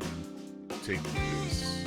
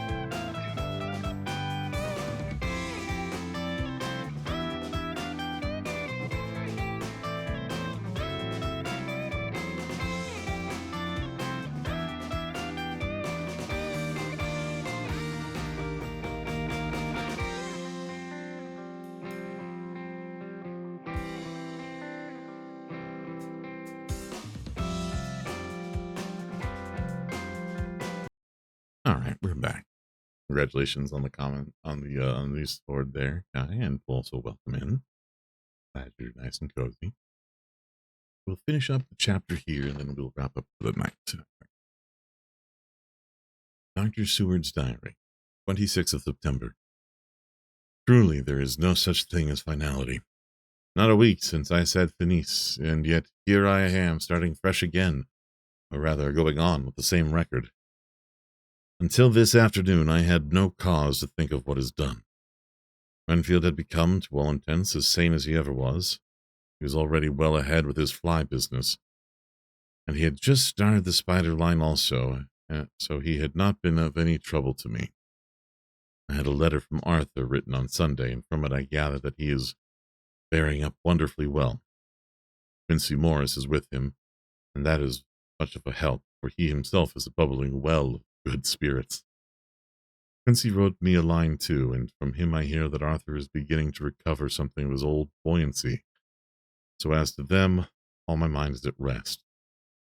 As for myself, I was settling down to my work, the enthusiasm which I used to have for it, though I might fairly have said that the wound which poor Lucy left on me was becoming cicatrized. Everything is, however, now reopened. And what is to be the end, God only knows. I have an idea that Van Helsing thinks he knows too. He will only let me out enough at a time to whet curiosity. He went to Exeter yesterday and stayed there all night. Today he came back and almost bounded into the room about half past 5 o'clock and thrust last night's Westminster Gazette into my hand. What do you think of that? He asked as he stood back and folded his arms. I looked over the paper, for I really did not know what he meant, but he took it away from me and pointed out a paragraph about children being decoyed away at Hampstead. It did not convey much to me until I read a passage where it described small puncture wounds in their throats. An idea struck me and I looked up. Well, He said, "It is like poor Lucy's." and what do you make of it? Sorry? Simply that there is some cause in common. Whatever it was that injured her has injured them. I did not quite understand his answer. That is true indirectly, but not directly. How do you mean, Professor? I asked. I was a little inclined to take his seriousness lightly, for, after all, 4 days of rest and freedom from burning, harrowing anxiety does help restore one's spirits, but when I saw his face, it sobered me. Never, even in the midst of our despair about poor Lucy, had he looked more stern. "Tell me," I said. "I can hazard no opinion. I do not know what to think, and I have no data on which to found a conjecture." Do you mean to tell me, friend John, that you have no suspicion as to what poor Lucy died of? Not after all the hints given, not only by events, but by me? Nervous prostration following on the great loss or waste of blood. And how was the blood lost or waste? I shook my head. He sipped over and sat down beside me and went on. You are a clever man, friend John. You reason well, and your wit is bold, but you are too prejudiced. You do not let your eyes see nor your ears hear, and that which is outside your daily life is not of account to you. Do you not think that there are things which you cannot understand, yet which are? That some people see things that others cannot? Second.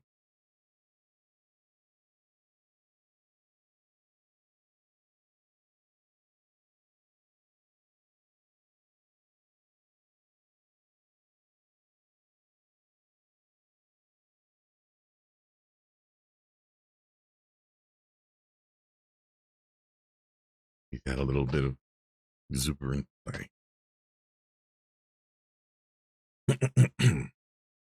But there are things old and new which must not be contemplated by men's eyes because they know or think they know some things which other men have told them. It is the fault of our science that it wants to explain all, and if it explain not, then it says there's nothing to explain. But yet we see around us every day the growth of new beliefs, which themselves new, and which are yet but the old, which pretend to be young, like the fine ladies at the opera. I suppose now you do not believe in corporeal transference, no? Nor in materialization, no? Nor in astral bodies, no?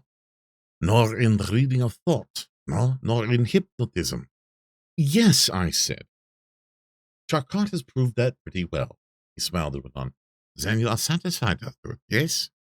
And of course, then you understand how it acts, how and can follow the mind of the great Charcot, alas, he is no more, into the very soul of the patient that he influenced, no?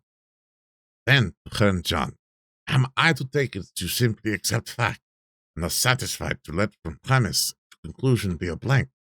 No? Then tell me, I am a student of the brain. How do you accept the hypnotism and reject the thought reading? Let me tell you, my friend, that there are things done today in electrical science which would have been deemed unholy by the very men who discovered electricity, who would themselves not so long before have been burned as wizards. There are always mysteries in life. Why was it that Methuselah lived 900 years and old Pa 169, and yet that poor Lucy, with 4 men's blood in her poor veins, could not live in 1 day? For she had lived 1 more day. We could have saved her. Had she lived 1 more day, we could have saved her. Do you know all the mystery of life and death? Do you know the altogether of comparative anatomy, and can say therefore the qualities of brutes are in some men and not in others? Can you tell me why, when other spiders die small and soon, that one great spider lived for centuries in the tower of the old Spanish church, and grew until, on descending, he could drink the oil of all the church lamps? Can you tell me why in the pampas, aye, and elsewhere, there are bats that come at night and open the veins of cattle and horses and suck the veins dry? How in some islands of the western seas there are bats which hang on the trees all day, and those who've seen describe them like giant nuts or pods, and that when sailors sleep on the deck, it is because it is hot, sit down on them, and then in the morning are found dead men, white as even Miss Lucy was. Good God, Professor, I said, standing up. Do you mean to tell me that Lucy was bitten by such a bat? And that such a thing is here in London in the 19th century? He waved his hand for silence and then went on. Can you tell me why the tortoise lives more long than generations of men? Why the elephant goes on and on? Did he have seen dynasties? Why the parrot never die and only bite the cat or dog or other complaint? Can you tell me why men believe in all ages and places that there are some few who live on as if they be permanent, and there are men and women who cannot die? We all know, because science has vouched for the fact, there have been toads shut up in rocks for thousands of years, shut in one so small a hole that only hold him since the use of the verb. Can you tell me how someone can make himself die and have been buried and his grave sealed and corn sowed on it, and the corn reaped and be cut down, sown, reap, and cut again, as the men come away and take away the unbroken seal, and there he lie, not dead, but to rise up and walk amongst them as before? Here I interrupted him. I was getting bewildered, and he so crowded my mind with in my mind his list of nature's eccentricities and impossible impossibilities that my imagination was getting fired. I had a dim idea that he was teaching me some lesson, as long ago he used to do in his study in Amsterdam. But he used to tell me the thing. He used to then tell me the thing, so I could have the object of thought in my mind all the time. But now I was without this help. Yet I wanted to follow him, and so I said, Professor, let me be your pet student again. Tell me the thesis, so that I may apply your knowledge as you go on. At present I am going in my mind from point to point as a madman, not as a sane one. Follows an idea. as a madman, not a sane one, follows an idea. I feel like a novice lumbering through a bog in the mist, jumping from one tussock to another in the mere blind effort to move on without knowing where I am going. That is a good image, he said. Well, I shall tell you. My thesis is this. I want you to believe. Believe in what? To believe in things that you cannot. Let me illustrate. I've heard once of an American so defined faith that faculty which enables us to believe things which we know to be untrue. For one, I follow that man. He meant that we should have an open mind, and let not a little bit of truth check the rush of a big truth, like a small rock does a railway track. If we get the small truth first, good. We keep him, and we value him. But all the same, we must not let him think himself all the truth in the universe. Then you want me to not let some previous conviction injure the receptivity of my mind with regard to some strange matter. Do I read your lesson all right? You are my favorite pupil still. It is worth to teach you. Now that you are willing to understand, you have taken the first step to understand. You think, then, that those small holes in the children's throats were made by the same thing that made the hole in Miss Lucy? I suppose so. He stood up and said solemnly, Then you are wrong. Oh, would it were so. But alas, no, it is worse. Far worse. In God's name, Professor Van Helsing, what do you mean? I cried. He threw himself with a despairing gesture into a chair and placed his elbows on the table, covering his face with his hands as he spoke. They were made by Miss Lucy. End of chapter 14. So, we will wrap up there for the night, having done another several chapters, as the horror, Death, and the dread now all come to the fore. and I will see if I can find us someone to raid. Thank you all, by the way, for coming by tonight. I hope you had a wonderful time. I will be back. My schedule is up. I'll be back on Saturday and Sunday with Ray. And then Monday and Tuesday, I will continue reading from Dracula. We seem to be doing about 3 to 4 chapters a night, so I think we're making pretty good progress. We're at about, I think we just kind of hit the halfway mark. So I think we'll be okay to finish this more or less within the bounds of Halloween and the frights and terrors of month.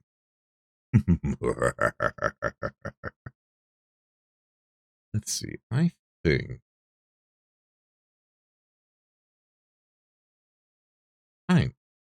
I know who will go visit. We will go visit Atlas and Leone, who are doing Risk of Rain 2.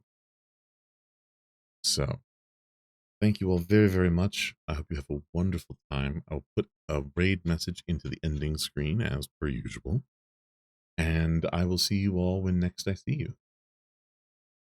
So let us go and say hello to a great pair of individuals who are going to be doing some